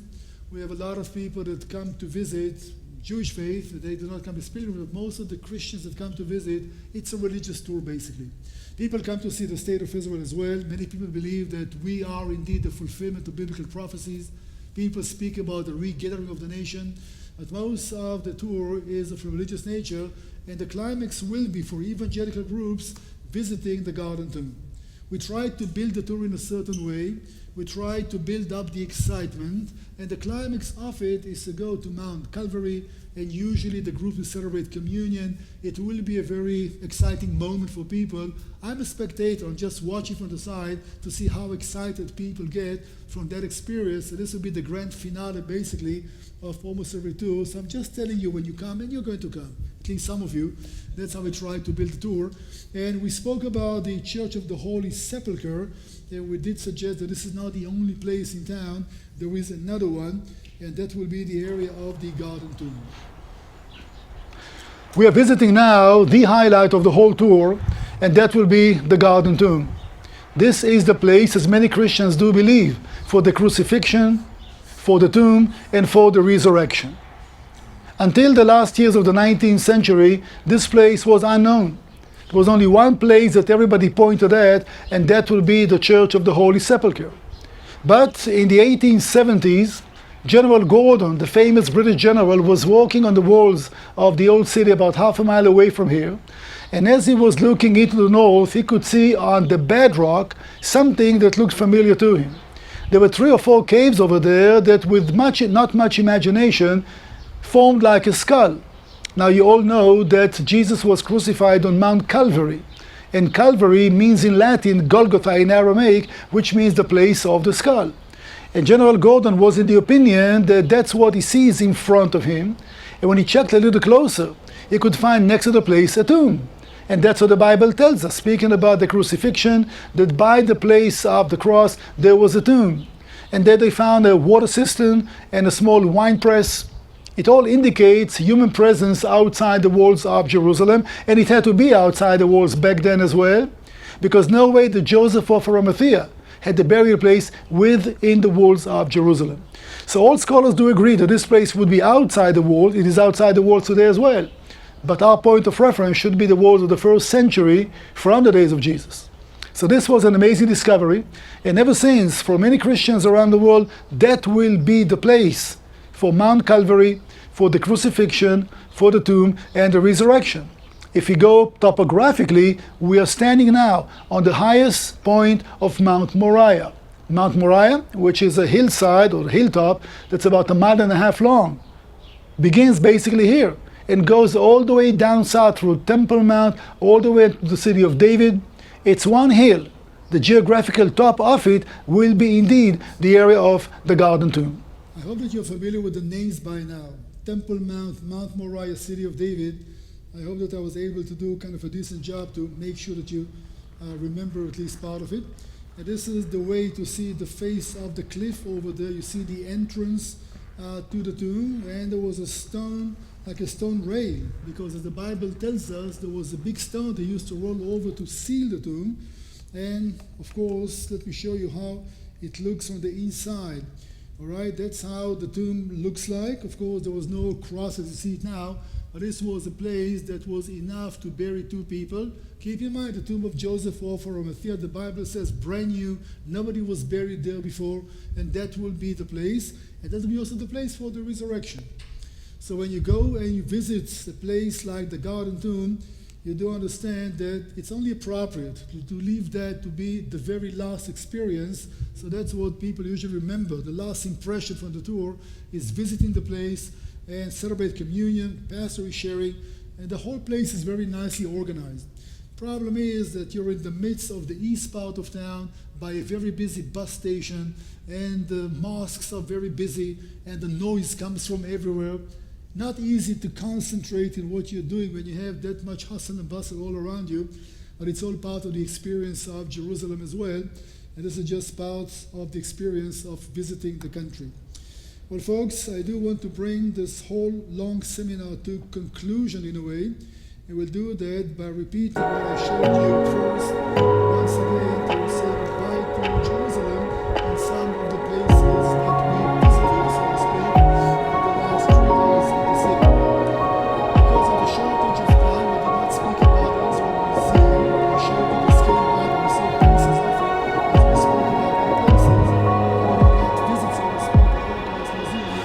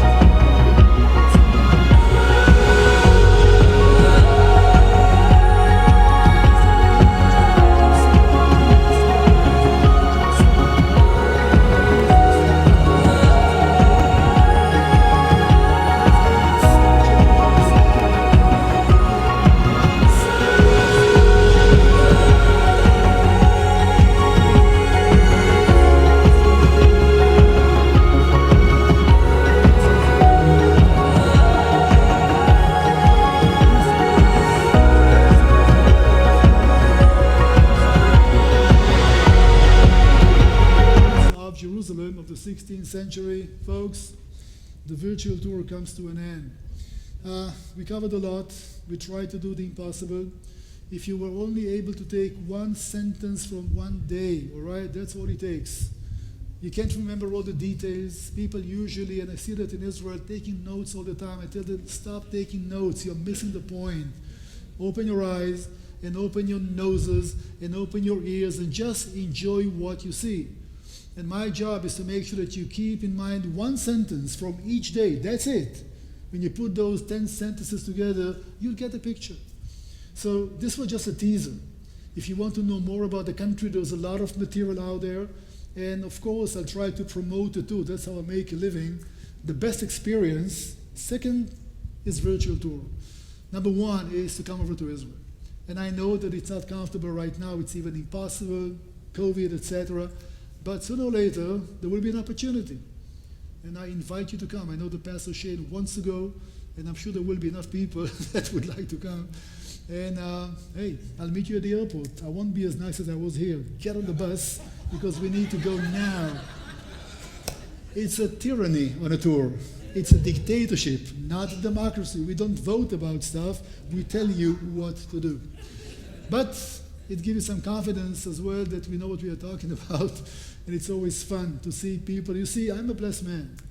I have a chance to see my country through other people's eyes and to see how they are excited. It makes my appreciation to basically home. So trivial, so taken for granted. I try very much not to do that, and the job I'm occupied with is helping me because everybody has a certain impression, and if I can see my country through your eyes, that will give me a great motivation to understand a huge accomplishment called the State of Israel. Thank you so much.